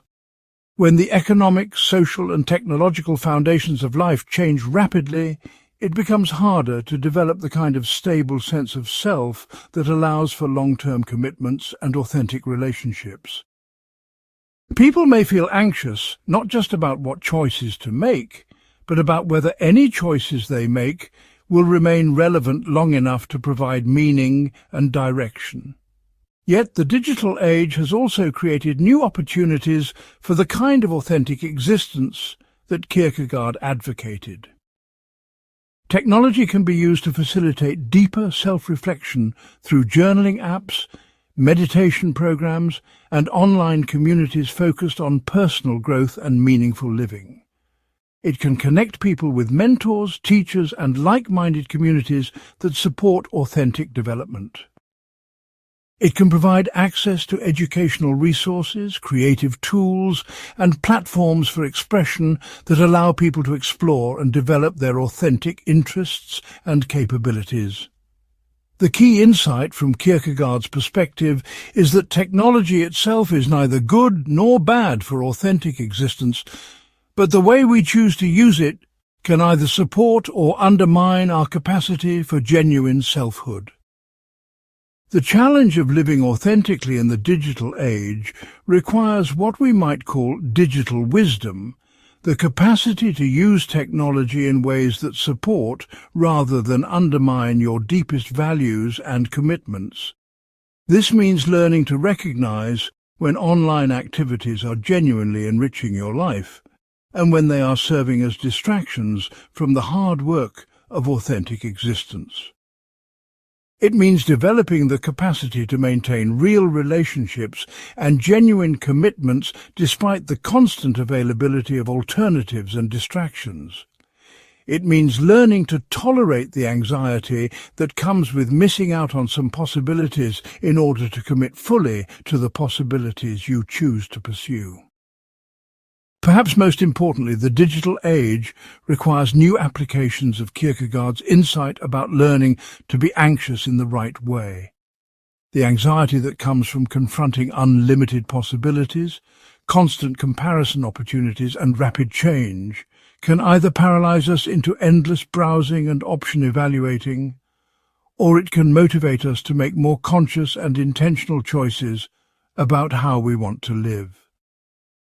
The goal is not to eliminate the anxiety that comes with digital age freedom, but to use that anxiety as information about what matters most to us, and motivation to live according to our deepest convictions, rather than simply reacting to whatever captures our attention.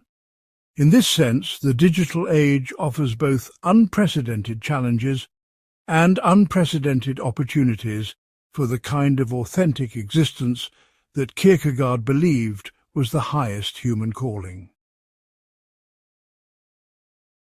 Part 13. The Courage to Be Yourself. Authenticity in a Conformist World. In a world that constantly pressures us to fit in, follow trends, and meet others' expectations, the simple act of being yourself becomes a profound form of courage. Kierkegaard understood that authenticity is not a natural state that we simply need to uncover, but an achievement that requires ongoing effort and the willingness to face the anxiety that comes with standing apart from the crowd. The courage to be yourself involves accepting the responsibility of self-creation while resisting the powerful social forces that encourage conformity and mediocrity. This courage becomes both more necessary and more difficult in contemporary society, where the pressures to conform are often subtle but pervasive. Authentic existence begins with the recognition that you are not simply the product of your circumstances, upbringing, or social environment. While these factors certainly influence who you are, they do not determine who you must become. You have the capacity to reflect on your inherited beliefs, values, and patterns of behavior, and to consciously choose which aspects of your background to embrace and which to transcend. This recognition can be simultaneously liberating and terrifying because it places the responsibility for your life's direction squarely on your own shoulders. You cannot blame your parents, your society, or your circumstances for living inauthentically if you recognize that you have the power to choose how to respond to these influences. The anxiety that accompanies authentic living often intensifies when your authentic choices conflict with social expectations or conventional wisdom. Perhaps you feel called to pursue a creative career despite pressure to choose something more financially secure. Perhaps your authentic values lead you to live more simply, while others around you are focused on material accumulation. Perhaps your genuine interests and passions differ from what is fashionable or socially approved in your community. In each case, choosing authenticity over conformity requires facing the anxiety that comes with potential disapproval, misunderstanding, or isolation from others. Kierkegaard understood that this social pressure toward conformity operates not just through explicit demands, but through what he called the crowd, or the public. These abstract social forces create an atmosphere where being different feels dangerous, even when there are no specific consequences for non-conformity. The crowd operates through subtle mechanisms like social media algorithms that reward popular content, workplace cultures that discourage questioning conventional approaches, or social environments where expressing unpopular opinions leads to awkward silence. These pressures can be more powerful than explicit rules because they work on our deep human need for belonging and acceptance. Resisting these pressures requires what Kierkegaard called the courage to be a single individual, rather than losing yourself in mass consciousness. This does not mean becoming antisocial or rejecting all forms of community and relationship. Instead, it means maintaining your capacity for independent thought and authentic choice, even while participating in social relationships and institutions. You can be part of communities and organizations without allowing them to define your identity or determine your values. You can care about others' opinions and feedback without making their approval the primary criterion for your life choices. Authentic existence also requires distinguishing between your genuine self and the various roles you play in different contexts. You might be a parent, a professional, a community member, and a friend, but none of these roles completely captures who you are as a person. Each role involves certain expectations and responsibilities that you should take seriously. But authentic living means choosing how to fulfill these roles in ways that align with your deeper values and convictions. You can be a responsible employee without sacrificing your personal integrity. You can be a caring parent without losing your individual identity. You can be a good friend without pretending to be someone you are not. The process of discovering and expressing your authentic self is not a one-time achievement, but an ongoing practice that requires constant attention and adjustment. As you grow and change throughout your life, your understanding of who you are and who you want to become will also evolve. Authenticity therefore involves the capacity to remain connected to your evolving self, rather than getting trapped in outdated self-concepts or others' expectations based on who you used to be. This requires the flexibility to change when change serves your growth, and the stability to maintain your core commitments when external pressures encourage you to abandon them. One of the most challenging aspects of authentic living involves learning to tolerate the loneliness that sometimes accompanies being true to yourself. When your authentic choices lead you away from conventional paths, you may find yourself feeling isolated from friends and family members who do not understand your decisions. This loneliness can create pressure to compromise your authenticity in order to restore social connection. But Kierkegaard understood that this loneliness, while difficult, is often temporary and can lead to deeper and more meaningful relationships with people who appreciate and support your authentic self. Learning to tolerate this temporary isolation while remaining open to genuine connection is crucial for anyone committed to authentic existence. The courage to be yourself also involves accepting that authenticity does not guarantee external success or social approval. Living according to your deepest convictions may lead to career setbacks, relationship challenges, or social misunderstanding. Authentic existence requires the willingness to accept these potential costs, because you recognize that the alternative, living inauthentically to please others or achieve conventional success, ultimately leads to a more profound form of failure. You may gain the whole world but lose your soul, as the ancient wisdom suggests. The anxiety that comes with choosing authenticity over external reward reflects the real stakes involved in these decisions. Yet Kierkegaard also recognized that authentic existence brings its own rewards that cannot be achieved through conformity or external achievement alone. When you live according to your genuine values and convictions, you experience a form of self-respect and inner peace that does not depend on others' approval or external circumstances. You develop resilience because your sense of worth comes from internal rather than external sources. You attract relationships based on genuine compatibility rather than superficial similarities or mutual convenience. Most importantly, you experience the deep satisfaction of knowing that your life reflects your authentic choices, rather than simply the path of least resistance. The courage to be yourself ultimately requires recognizing that authenticity is not a luxury for those who have already achieved security and success, but a necessity for anyone who wants to live a genuinely human life. In a world that often rewards conformity and punishes difference, choosing authenticity becomes a form of resistance to dehumanizing forces. The anxiety you feel when contemplating authentic choices is not a sign that you should avoid those choices, but evidence that you are confronting something significant and meaningful. Learning to use this anxiety as a guide toward greater authenticity rather than as a warning to retreat into conformity is perhaps the most important skill for anyone seeking to live with courage and integrity in the modern world. Part 14.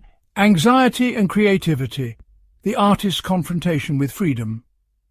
Artists, writers, musicians, and creators of all kinds live in an intimate relationship with the anxiety that Kierkegaard analyzed so brilliantly.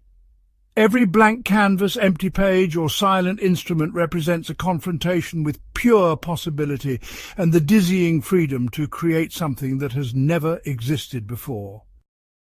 Understanding the connection between anxiety and creativity reveals why artistic work often feels both exhilarating and terrifying, and why the greatest creative achievements often emerge from periods of profound uncertainty and existential questioning. The creative process offers a unique window into the dynamics of freedom, choice, and authentic self-expression that Kierkegaard saw as central to human existence. Creative anxiety differs from ordinary worry in precisely the way that Kierkegaard distinguished existential anxiety from fear. When you sit down to write a poem, compose a song, or paint a picture, you are not afraid of any specific external threat. Instead, you are confronting the vast space of possibility and the responsibility of bringing something meaningful into existence through your choices. The anxiety that many artists describe before beginning work reflects the recognition that they are about to engage in an act of creation that cannot be predetermined or controlled through pure technique. They must make choices about form, content, style, and meaning without knowing in advance whether their choices will result in something beautiful, meaningful, or worthwhile.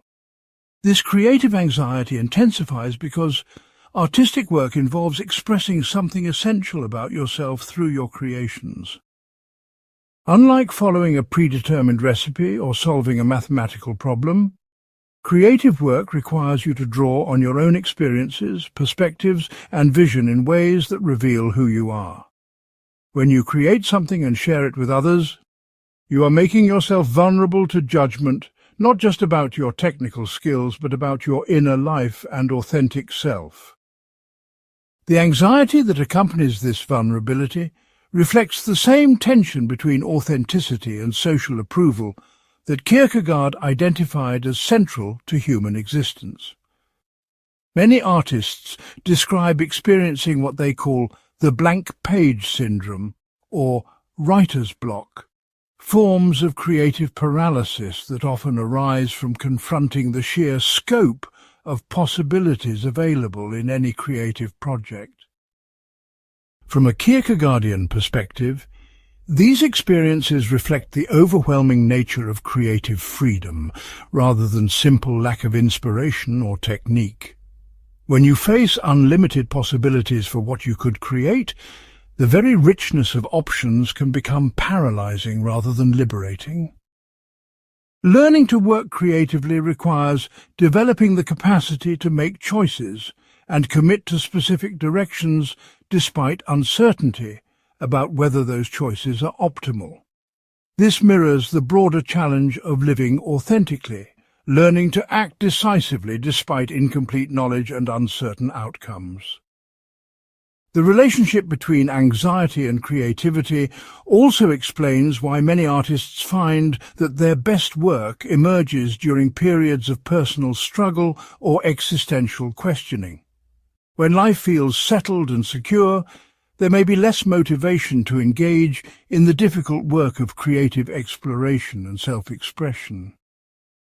But when you are grappling with loss, transition, uncertainty, or profound questions about meaning and purpose, the urgency of these concerns often translates into creative energy. The anxiety that accompanies life transitions and existential questioning can become raw material for artistic work that explores universal themes of human experience. Artists often find that their most meaningful creations emerge from their willingness to transform personal anxiety into shared expression that speaks to others who are facing similar challenges. This transformative relationship between anxiety and creativity reflects what Kierkegaard understood about the educational function of anxiety in human development. Just as existential anxiety can teach us about our capacity for freedom and authentic choice, creative anxiety can teach us about our capacity for original expression and meaningful contribution. When you work through the uncertainty and vulnerability that creative work involves, you develop confidence in your ability to generate something valuable from the raw materials of your own experience and imagination. This confidence then extends beyond artistic work to other areas of life where creativity and original thinking are valuable. The creative process also offers a unique laboratory for practicing what Kierkegaard called the leap, the transition from reflection to action that cannot be accomplished through analysis alone. At some point in any creative project, you must stop planning and researching and begin actually creating, even though you cannot know in advance exactly what you will produce. This leap from possibility to actuality requires the same kind of courage and commitment that Kierkegaard saw as essential to authentic living. Artists who learn to make this leap consistently in their creative work often find that this capacity transfers to other areas of life where decisive action despite uncertainty is required. Creative communities and artistic traditions provide models for how to work constructively with anxiety rather than being paralyzed by it. Experienced artists often develop practices and rituals that help them begin work despite creative anxiety. Writers who commit to writing a certain number of words each day regardless of quality, painters who begin each session with exercises to overcome perfectionism, musicians who improvise to reconnect with spontaneous expression. These practices reflect an understanding that creative anxiety cannot be eliminated but can be channeled into productive rather than paralyzing directions. The goal is not to feel completely confident before beginning creative work, but to develop the capacity to work creatively despite anxiety and uncertainty. The connection between anxiety and creativity also explains why exposure to art and artistic expression can be so valuable for people struggling with existential questions and life challenges. When you encounter a poem, painting, song or story that captures something essential about human experience, you realize that others have faced similar anxieties and found ways to transform them into meaningful expression. Art provides evidence that suffering and uncertainty can be converted into beauty and meaning rather than simply endured. This can offer hope and inspiration for your own process of working constructively with the anxiety that accompanies authentic existence. Perhaps most importantly, the relationship between anxiety and creativity reveals that the capacity for original expression and meaningful contribution is not limited to professional artists, but is available to anyone willing to engage authentically with their own experience. Whether you express yourself through traditional artistic mediums or through the way you approach your work, relationships and daily life, you have the opportunity to transform anxiety into creative energy. The key insight from both Kierkegaard and artistic practice is that anxiety often signals the presence of something important trying to emerge. Learning to pay attention to this signal and respond creatively rather than defensively can transform anxiety from an obstacle into an ally in the ongoing project of creating a meaningful and authentic life. Part 15. The Social Dimension: Anxiety, Relationships and Authentic Connection. Human beings are fundamentally social creatures, yet our deepest relationships often become sources of the very anxiety that Kierkegaard analysed so perceptively. The tension between maintaining authentic selfhood and connecting genuinely with others creates some of the most complex challenges in human existence. Understanding how anxiety operates in relationships and social contexts reveals why love, friendship and community can be simultaneously the most fulfilling and most anxiety-provoking aspects of human life. Navigating these social dimensions of anxiety requires wisdom about when to adapt yourself to others and when to maintain your authentic independence. The anxiety that accompanies intimate relationships often begins with what we might call vulnerability anxiety, the recognition that love requires making yourself emotionally exposed to another person who has the power to hurt you. When you allow someone to see your fears, insecurities, hopes and dreams, you are taking a leap similar to the existential leap that Kierkegaard described in Individual Choice. You cannot know in advance whether your vulnerability will be met with acceptance and care or with rejection and judgment. But without this vulnerability, relationships remain superficial and fail to provide the deep connection that makes love meaningful. Learning to tolerate vulnerability anxiety while remaining open to authentic connection is one of the most important skills for relational success. Kierkegaard understood that authentic relationships require what he called transparency, the capacity to be genuinely yourself with another person rather than performing a version of yourself designed to gain approval. But transparency creates its own form of anxiety because it involves revealing aspects of yourself that you might prefer to keep hidden. You might worry that your authentic self is not lovable enough, interesting enough, or attractive enough to maintain another person's affection. This creates pressure to present an idealized version of yourself in relationships, but such presentation ultimately undermines the genuine connection you are seeking. The paradox is that the very authenticity that makes you anxious in relationships is also what makes real intimacy possible. Relationships also generate anxiety through what we might call freedom conflict situations, where your authentic choices conflict with your partner's needs or expectations. Perhaps you feel called to pursue a career change that would require sacrifices from your family. Perhaps your partner wants a level of social activity that feels inauthentic to your introverted nature. Perhaps your values lead you in directions that create tension with your closest relationships. These conflicts cannot be resolved through simple compromise because they involve fundamental questions about who you are and who you are becoming. Learning to navigate these conflicts without either sacrificing your authenticity or destroying your relationships requires the kind of courage and wisdom that Kierkegaard saw as essential to human flourishing.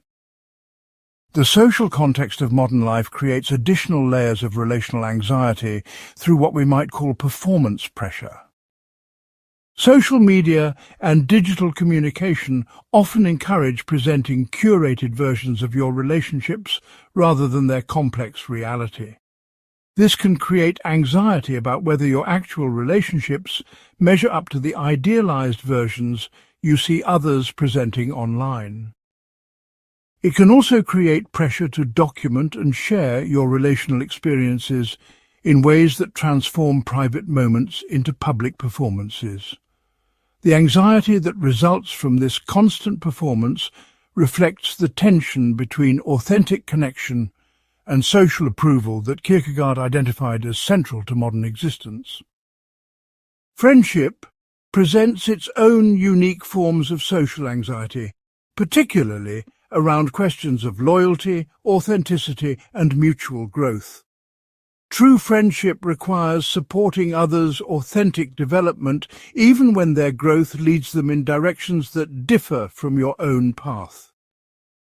You might feel anxious when a close friend makes life choices that you would not make for yourself, or when their evolution creates distance between your previously shared perspectives.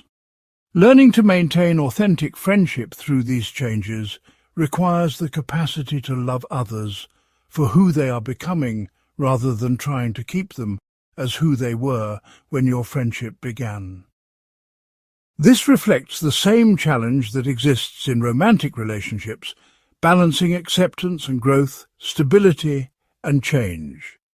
Community involvement and social participation create their own forms of anxiety related to what Kierkegaard called the tension between the individual and the universal. When you participate in organizations, causes, or social movements, you face the challenge of contributing to collective efforts while maintaining your individual integrity and authentic voice. You might feel anxious about expressing perspectives that differ from group consensus, or about the pressure to conform to group identity in ways that compromise your personal values. But you might also feel anxious about remaining too independent and failing to contribute meaningfully to causes and communities that matter to you. Navigating this tension requires what we might call authentic participation, the capacity to engage genuinely with others while maintaining your individual responsibility for your own choices and commitments. Parenting represents perhaps the most complex intersection of anxiety, relationships, and authentic existence. As a parent, you must balance your responsibility to guide and protect your children with respect for their emerging autonomy and authentic development. You cannot make authentic choices for your children, but you also cannot abandon your responsibility to provide structure, values, and guidance. This creates ongoing anxiety about whether you are being too controlling or too permissive, too protective or too demanding. The deeper anxiety involves recognizing that your children must ultimately face the same existential challenges that you face. Learning to make authentic choices despite uncertainty and taking responsibility for their own existence. Learning to tolerate this anxiety while supporting your children's development requires a profound form of love that honors both connection and freedom. Working through relational anxiety constructively requires developing what we might call relational wisdom, the capacity to distinguish between anxiety that signals genuine problems and anxiety that simply reflects the natural challenges of authentic connection. Some anxiety in relationships indicates real issues that need attention, violations of trust, incompatible values, or patterns of behavior that undermine genuine intimacy. But other anxiety simply reflects the inherent challenges of maintaining authentic selfhood while creating genuine connection with other autonomous beings. Learning to work constructively with this second type of anxiety, rather than trying to eliminate it through control or avoidance, is essential for developing the kind of relationships that support, rather than compromise, authentic existence. Perhaps most importantly, understanding the social dimensions of anxiety helps clarify why isolation is not the solution to relational challenges.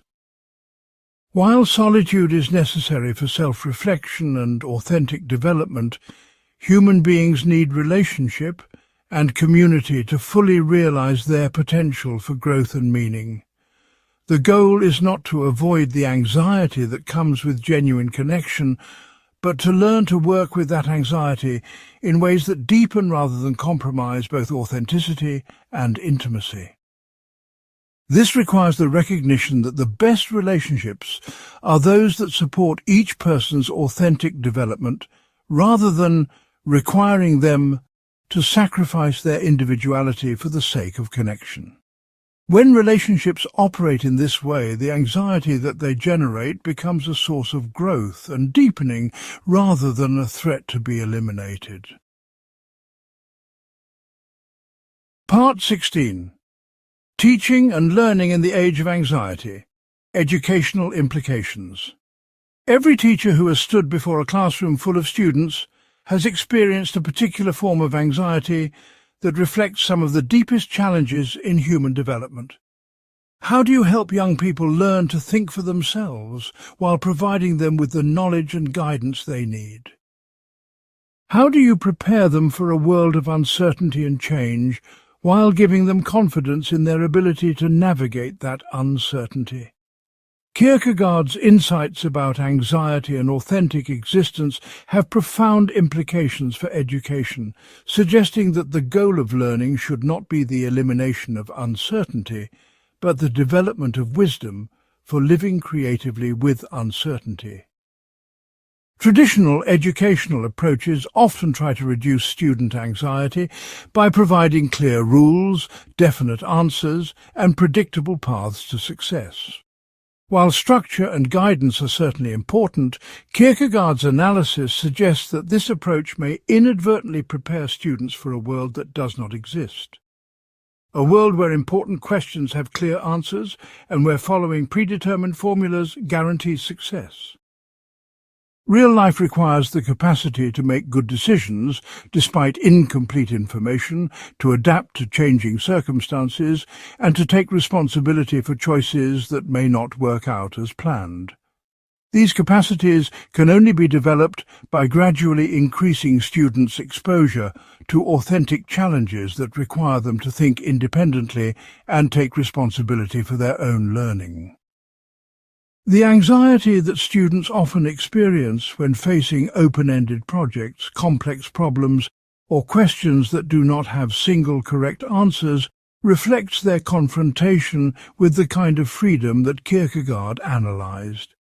When a teacher asks students to develop their own research question rather than answering predetermined questions, or to create an original project rather than following detailed instructions, students must take responsibility for their own learning process in ways that can feel overwhelming. But this anxiety often signals that genuine learning is taking place.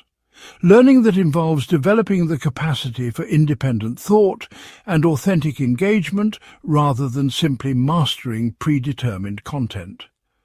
Effective educators learn to distinguish between productive anxiety that motivates learning and counterproductive anxiety that paralyzes students. Productive anxiety emerges when students are challenged to stretch their capabilities while still having adequate support and resources for success. This kind of anxiety motivates effort, encourages creative problem-solving, and builds confidence through achievement. Counterproductive anxiety emerges when students feel overwhelmed by expectations they cannot meet or abandoned without adequate guidance and support. The art of teaching involves calibrating challenge and support so that students experience enough anxiety to motivate growth without so much that they become paralyzed or defeated. Kierkegaard's insights about the relationship between anxiety and freedom suggest that students need opportunities to make genuine choices about their learning rather than simply following prescribed curricula. When students can choose topics that genuinely interest them, select projects that connect to their authentic concerns, and pursue questions that emerge from their own curiosity, they develop the capacity for self-directed learning that will serve them throughout their lives. These opportunities also generate the kind of anxiety that comes with responsibility for one's own development, rather than simply meeting external expectations. Learning to work constructively with this anxiety is itself an important educational outcome that prepares students for the lifelong process of growth and adaptation. The concept of failure in educational contexts takes on new meaning when viewed through Kierkegaard's lens.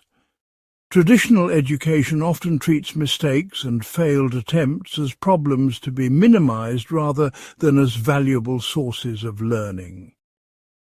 But Kierkegaard's analysis suggests that the anxiety around potential failure often reflects students' confrontation with the genuine stakes involved in learning and growth. When students are allowed to take real risks in their learning, to pursue challenging projects that might not succeed, to express controversial ideas that might be criticized, to attempt creative work that might fall short of their aspirations, they develop resilience and authentic confidence that cannot be gained through guaranteed success. Educational environments that honour both individual development and collaborative learning reflect Kierkegaard's insights about the tension between authenticity and social connection. Students need opportunities for solitary reflection and independent work to develop their capacity for autonomous thought and authentic self-expression. But they also need opportunities for genuine collaboration and dialogue to test their ideas against others' perspectives and to learn from different approaches to common challenges. The anxiety that often accompanies group work, especially when it involves sharing original ideas or receiving feedback from peers, reflects the same vulnerability that characterizes all authentic relationships.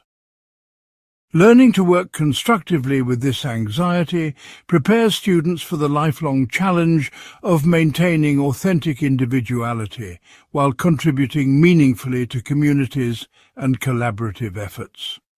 Teacher education and professional development take on new dimensions when informed by Kierkegaardian insights about anxiety and authenticity. Teachers who understand their own relationship to anxiety and uncertainty are better equipped to help students navigate similar challenges. This means that teacher preparation should include opportunities for educators to explore their own capacity for authentic existence, to practice tolerating uncertainty and ambiguity, and to develop wisdom about when to provide guidance and when to encourage independent exploration. Teachers who are comfortable with their own ongoing learning and growth model for students the kind of lifelong development that education should ultimately serve.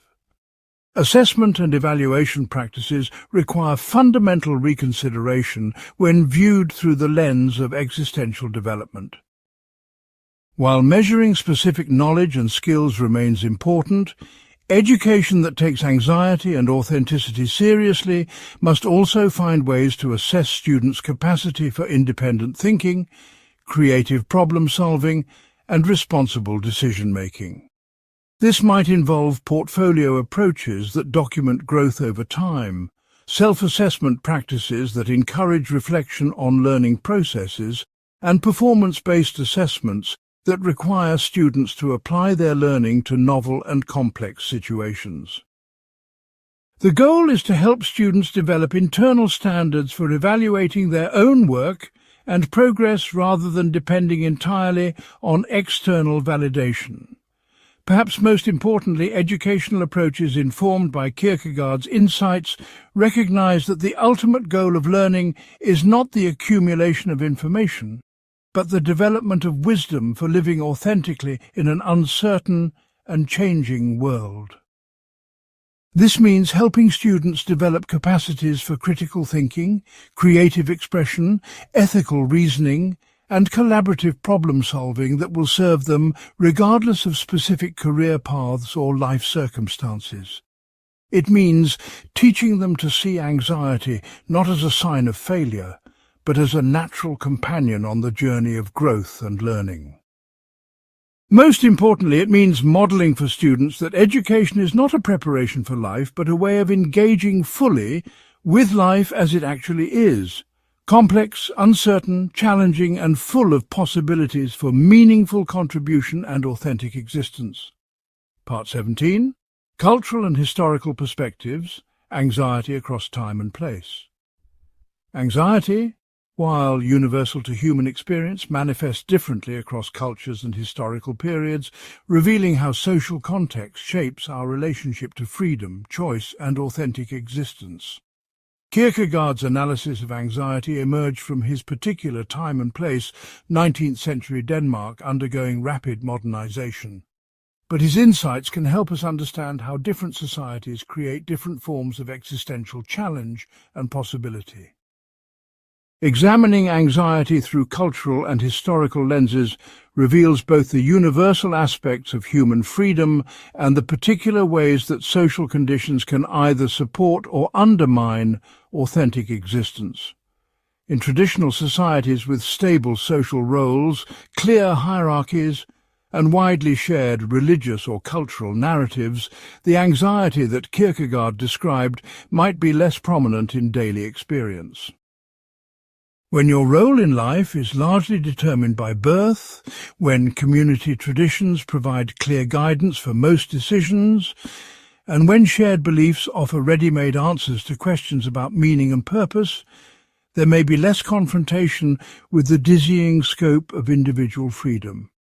However, this apparent security often comes at the cost of authentic self-development and individual expression. People in such contexts might experience different forms of anxiety related to failing to fulfill predetermined roles or questioning accepted authorities and traditions. The transition to modernity that Kierkegaard witnessed in his own lifetime involved the gradual dissolution of many traditional sources of meaning and guidance. As religious authority weakened, social hierarchies became more fluid, and individual choice became more valued. People gained new freedoms, but also new burdens. The anxiety that accompanies this transition reflects what sociologists call anomie, the experience of living without clear social norms and shared values to guide behavior. Kierkegaard's analysis of anxiety can be seen as an early recognition of the psychological consequences of modernization. Greater freedom brings greater responsibility, and therefore greater anxiety. Contemporary global culture presents unique challenges for managing existential anxiety because it combines unprecedented individual freedom with constant exposure to alternative ways of living.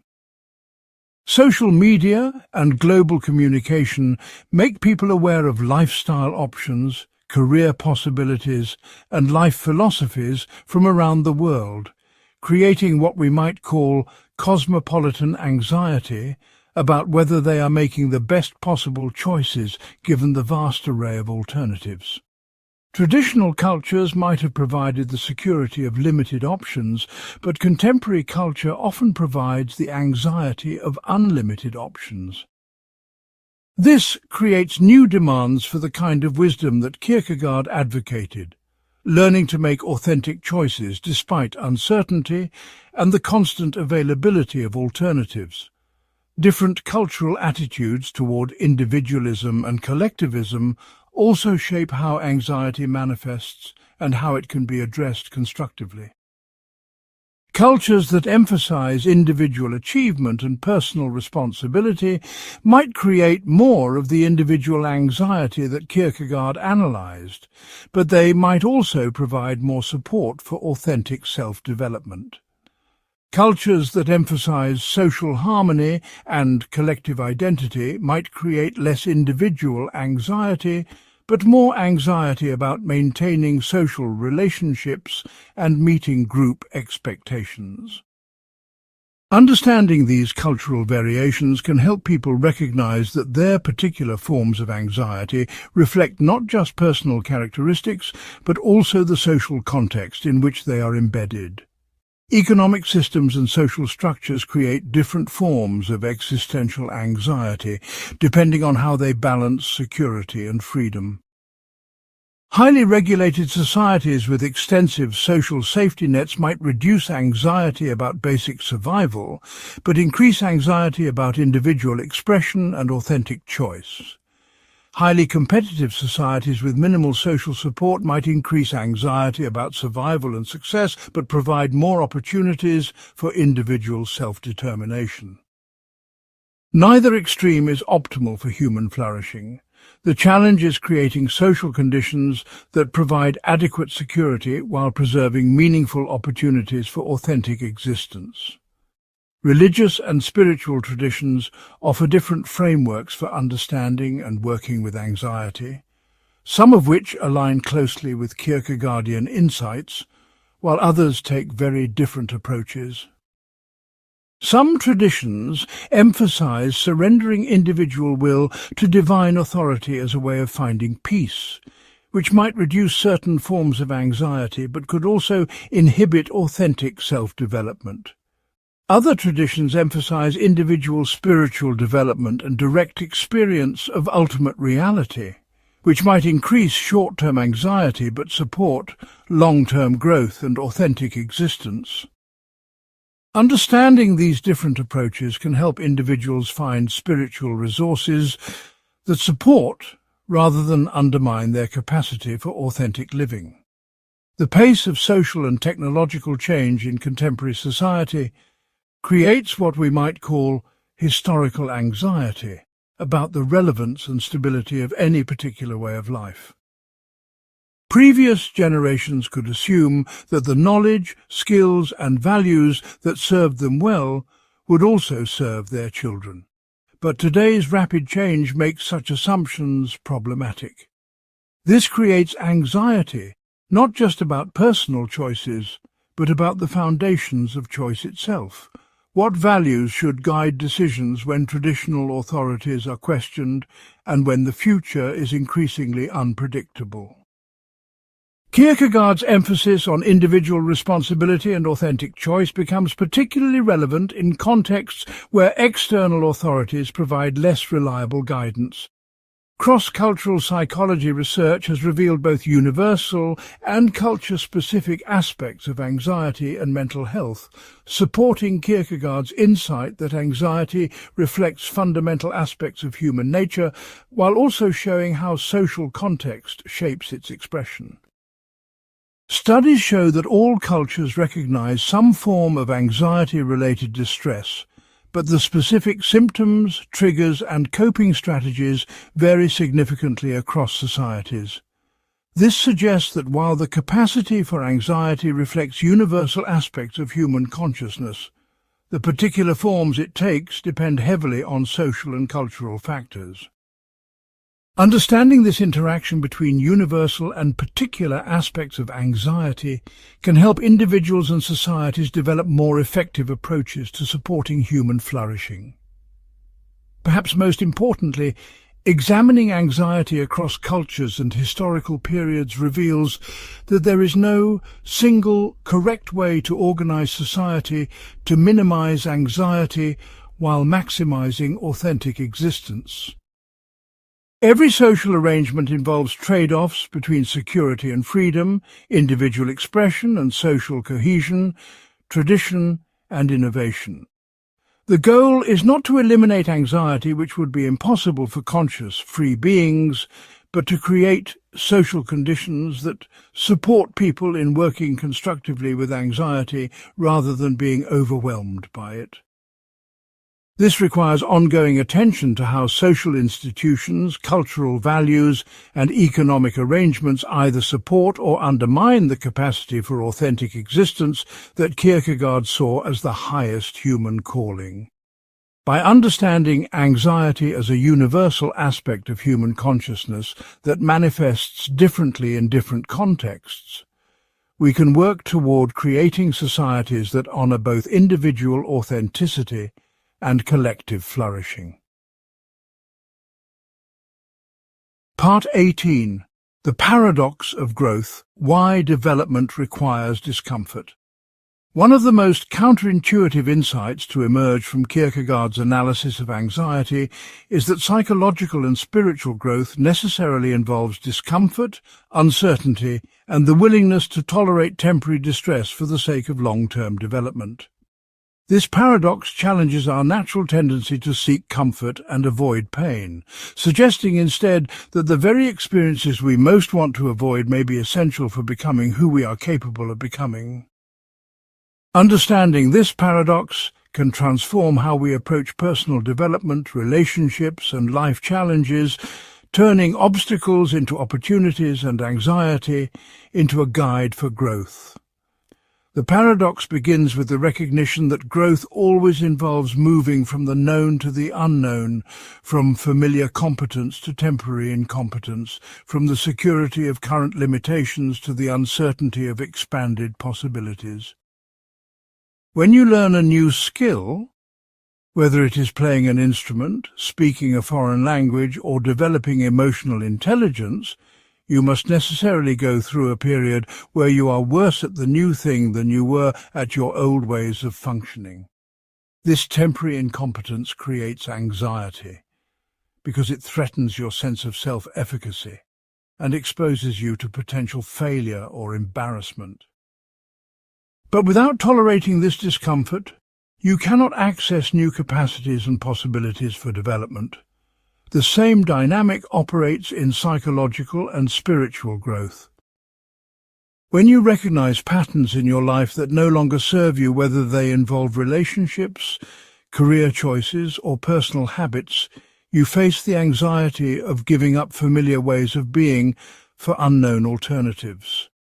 Even when your current patterns are limiting or harmful, they provide a certain security because they are predictable and known.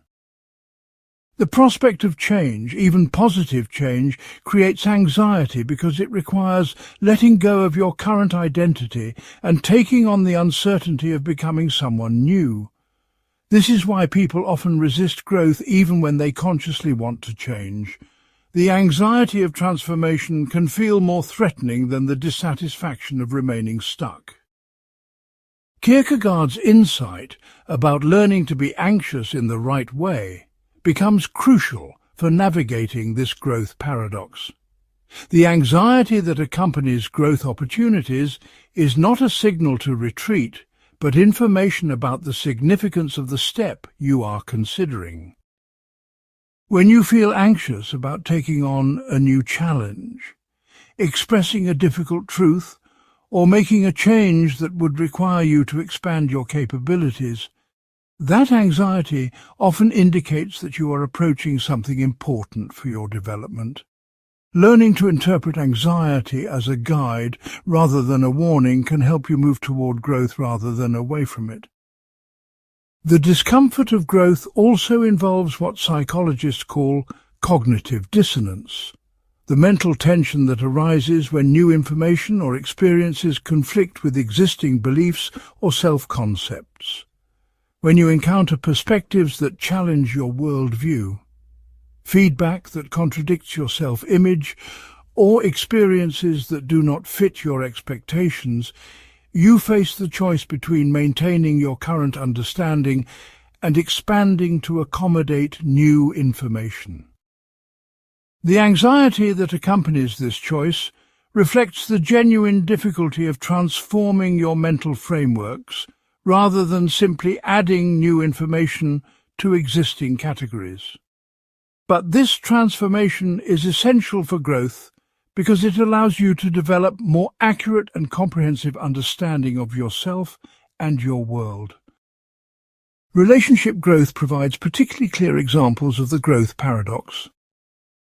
Deepening intimacy requires increasing vulnerability, which necessarily increases the potential for hurt and disappointment.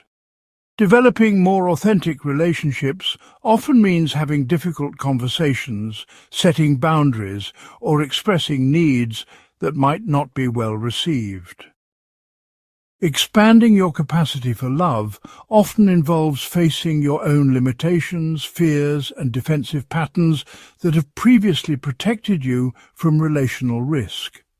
Each of these relationship challenges creates anxiety, but avoiding them keeps you trapped in superficial connections that cannot provide the deep fulfillment that authentic relationship offers.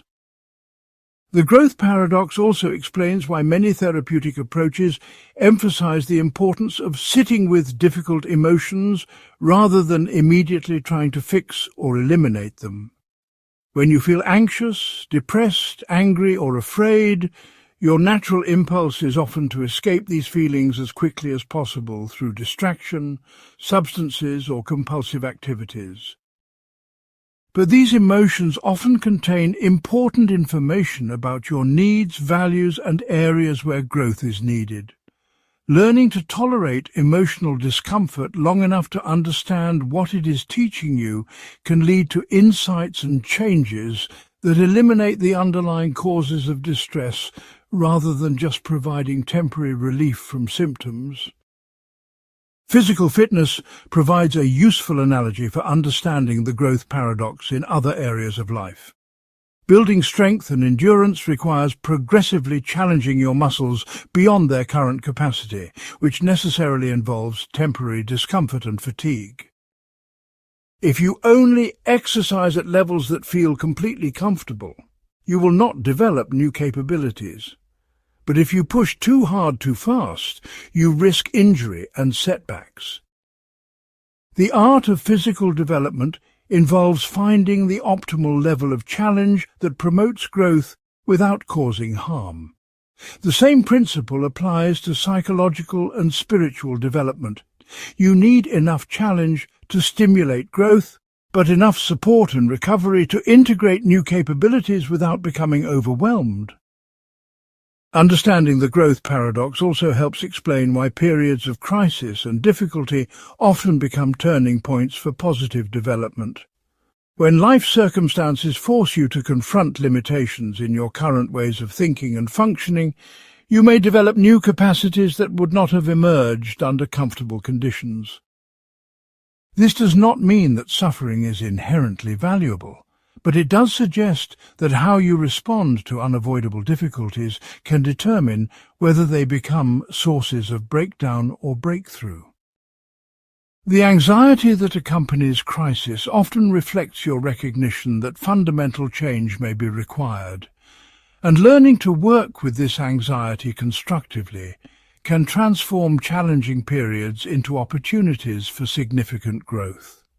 Perhaps most importantly, embracing the growth paradox can help you develop what psychologists call stress inoculation, the capacity to handle increasingly complex challenges because you have practiced working constructively with discomfort and uncertainty. Each time you choose growth despite anxiety, you build confidence in your ability to navigate uncertainty and adapt to new circumstances. This creates a positive cycle where your increasing capacity for handling challenge expands your range of possibilities for further development. Rather than seeking a life free from anxiety and discomfort, you can learn to seek a life that provides meaningful challenges that promote continued growth and authentic self-expression. This shift in perspective transforms anxiety from an obstacle to be avoided into a companion on the journey of becoming who you are capable of becoming. Part 19. Practical Wisdom. Daily Practices for Living with Existential Anxiety. Understanding. Kierkegaard's insights about anxiety is one thing. Learning to apply them constructively in daily life is another. The gap between philosophical understanding and practical wisdom requires developing specific practices and approaches that help you work with anxiety as a teacher rather than being overwhelmed by it as a problem. These practices do not eliminate anxiety, which would be impossible for conscious free beings, but they help you develop a more skillful and authentic relationship to the uncertainty that characterizes human existence. The goal is to cultivate what we might call anxiety literacy, the capacity to read anxiety's messages accurately and respond to them wisely. One of the most important practical skills involves learning to distinguish between different types of anxiety and responding appropriately to each. When you feel anxious, take a moment to ask yourself, is this anxiety pointing towards a genuine external threat that requires practical action, or is it pointing toward an internal reality about choice and responsibility that requires reflection and courage? If you are anxious about a specific upcoming event, like a job interview or medical test, you can channel that anxiety into practical preparation and problem solving. If you are anxious about deeper questions like whether you are living authentically or making the right major life choices, you need a different kind of response that honors the existential significance of what you are facing. Developing tolerance for uncertainty is perhaps the most crucial practical skill for working with existential anxiety.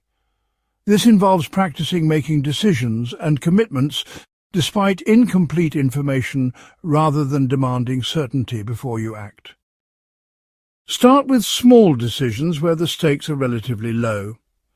Choose a restaurant without reading every review, pick a movie without researching every detail, or select a weekend activity based on intuition rather than extensive analysis.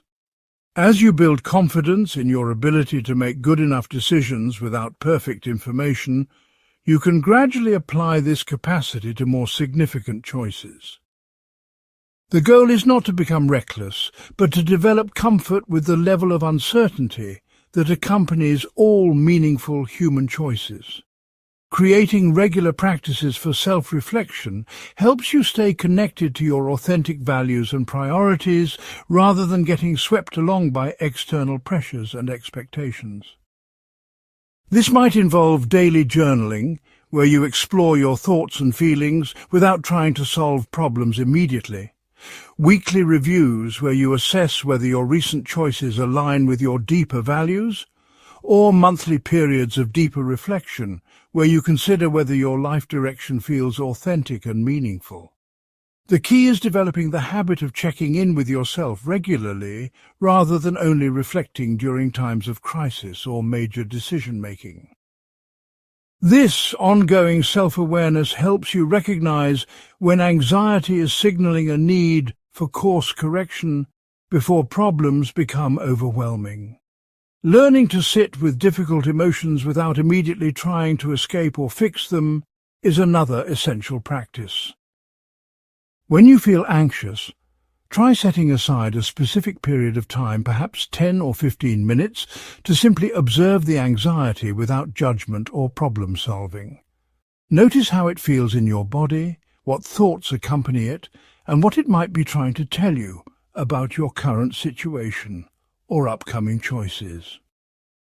This practice of emotional presence helps you develop tolerance for discomfort while also gathering valuable information about your inner life and authentic needs. Over time, this capacity for emotional presence reduces the power that difficult feelings have to control your behavior and increases your ability to respond thoughtfully rather than reactively.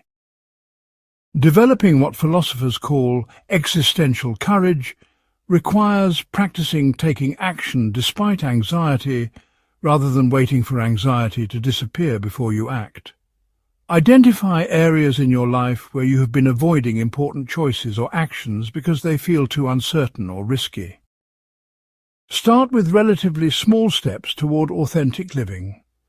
expressing an opinion that differs from your social group, pursuing a creative interest that feels meaningful to you, or having a difficult but necessary conversation with someone important to you.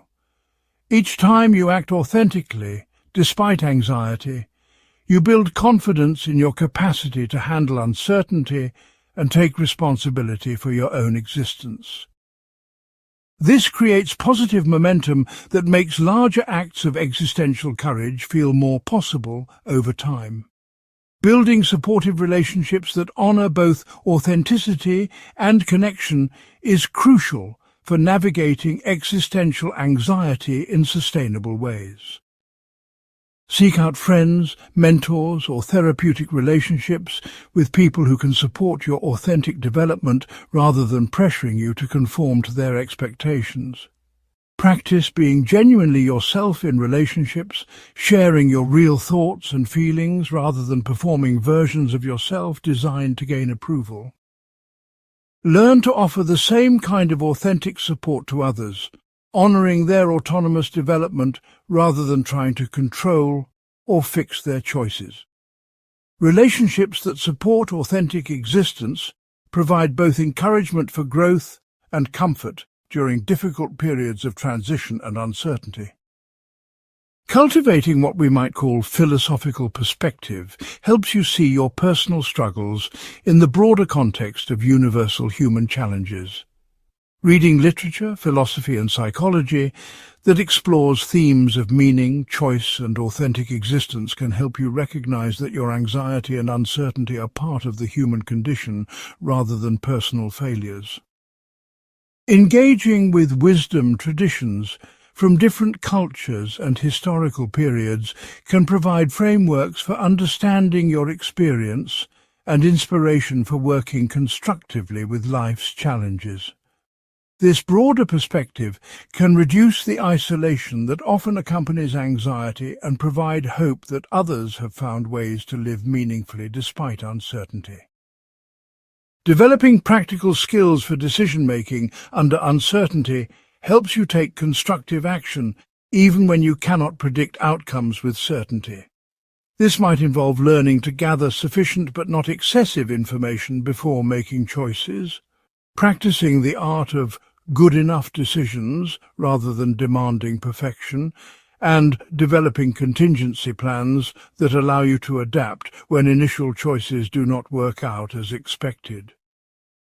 It also involves learning to evaluate decisions based on the quality of your decision-making process rather than only on outcomes, since many factors beyond your control influence how choices turn out. Perhaps most importantly, cultivating gratitude for your capacity to experience anxiety can transform your relationship to this fundamental aspect of human consciousness. Rather than seeing anxiety as an unfortunate burden, you can learn to appreciate it as evidence of your remarkable capacity for freedom, choice, and authentic self-determination. Only beings capable of transcending their immediate circumstances and imagining alternative possibilities could experience existential anxiety. When you feel anxious about important life choices, you are exercising capacities that make you uniquely human. The ability to reflect on your own existence, to consider different ways of living, and to take responsibility for shaping your own destiny. Learning to see anxiety in this light transforms it from an enemy to be defeated into a teacher, to be honored, a companion on the journey toward authentic and meaningful existence. Part 20. The Eternal Return to Anxiety, Embracing the Human Condition. As we reach the end of our journey through Kierkegaard's profound analysis of anxiety, we arrive at perhaps the most important insight of all. Anxiety is not a problem to be solved once and for all, but a permanent feature of conscious existence that must be engaged with throughout the entire span of a human life. The goal is not to reach a state where you never feel anxious again, but to develop an ongoing relationship with anxiety that transforms it from an obstacle into a guide for authentic living. This final understanding brings us full circle to the fundamental reality that sparked Kierkegaard's analysis. Being human means living in the constant tension between freedom and finitude, possibility and limitation, hope and uncertainty. Every major life transition will bring you face to face with anxiety again, regardless of how much wisdom and experience you have accumulated. When you graduate from school, start a new career, enter or end a significant relationship, become a parent, face illness or loss, or contemplate your own mortality, you will once again confront the dizzying reality of your freedom to choose how to respond to circumstances beyond your complete control. Each of these transitions requires you to become someone you have never been before, to develop capacities you may not know you possess, and to take responsibility for outcomes you cannot guarantee. The anxiety that accompanies these transitions is not a sign that you have failed to learn from previous experiences, but evidence that you are continuing to grow and face new challenges that matter. This recurring nature of anxiety reflects what Kierkegaard understood about the fundamental structure of human existence.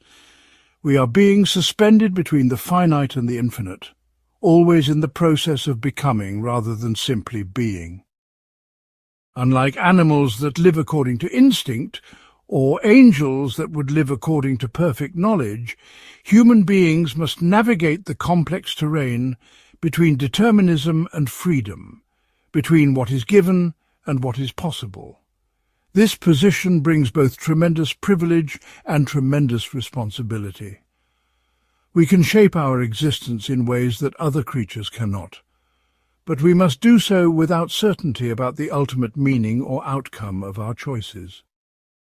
Anxiety is the emotional signature of this unique position in existence, and it will remain with us as long as we remain capable of growth and choice. Understanding the eternal return of anxiety can actually be liberating rather than discouraging, because it frees you from the impossible goal of achieving a permanently anxiety-free existence. Instead of measuring your progress by the absence of anxiety, you can measure it by the quality of your relationship to anxiety, how quickly you recognize it as information rather than threat, how skillfully you interpret its messages, how courageously you act despite uncertainty, and how compassionately you treat yourself during periods of transition and growth. This shift in perspective transforms anxiety from a sign of failure into a sign of life, from evidence of weakness into evidence of your remarkable capacity for conscious existence. The cyclical nature of anxiety also means that the lessons you learn about working with it constructively will need to be relearned and reapplied throughout your life, often in deeper and more sophisticated ways. The anxiety you experienced as a young person choosing a career will have similarities to the anxiety you experience later when considering a career change, but it will also have new dimensions based on increased responsibilities, accumulated experience, and different life circumstances. Each encounter with significant anxiety offers an opportunity to deepen your understanding of yourself and your capacity for authentic choice, but it also requires fresh courage and renewed commitment to growth.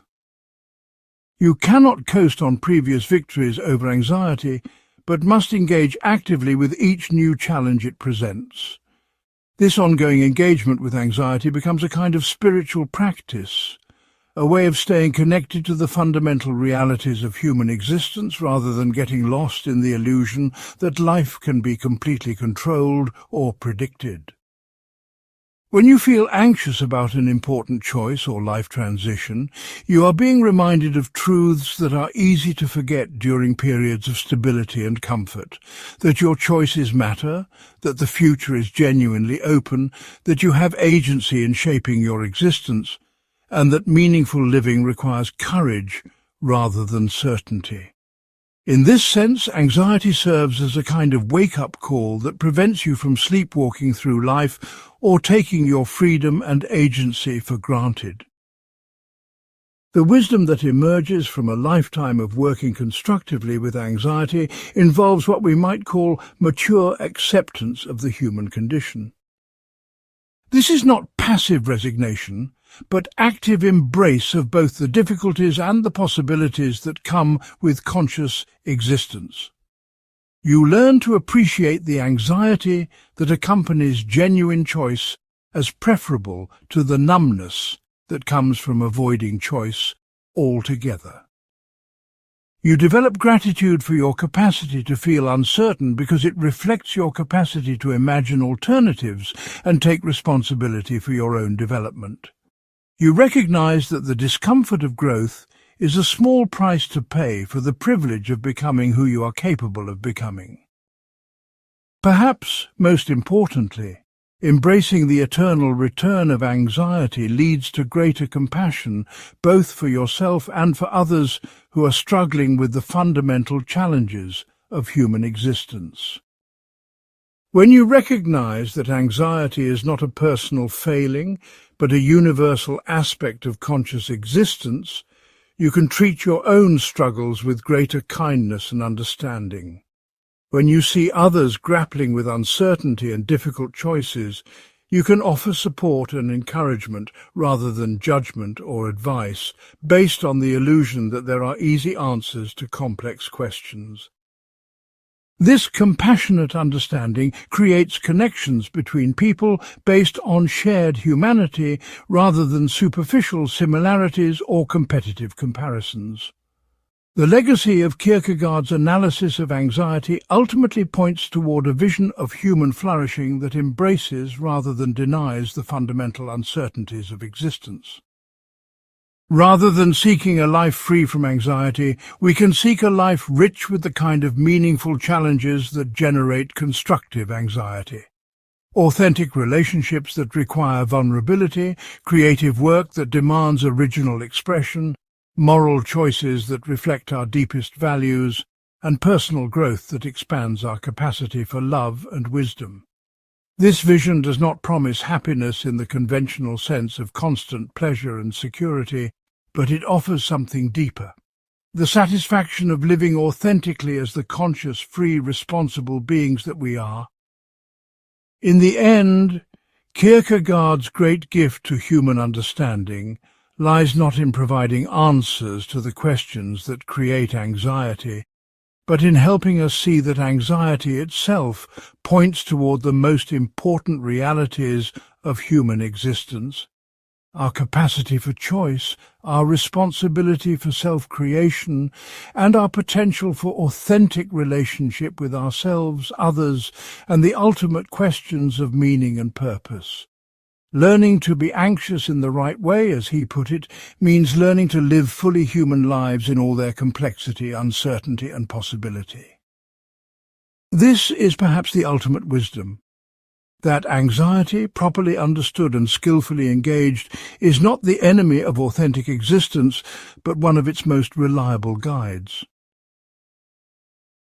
In embracing this truth, we honor both the difficulty and the glory of being human in a world that demands nothing less than our full participation in the ongoing adventure of consciousness, choice, and authentic self-creation.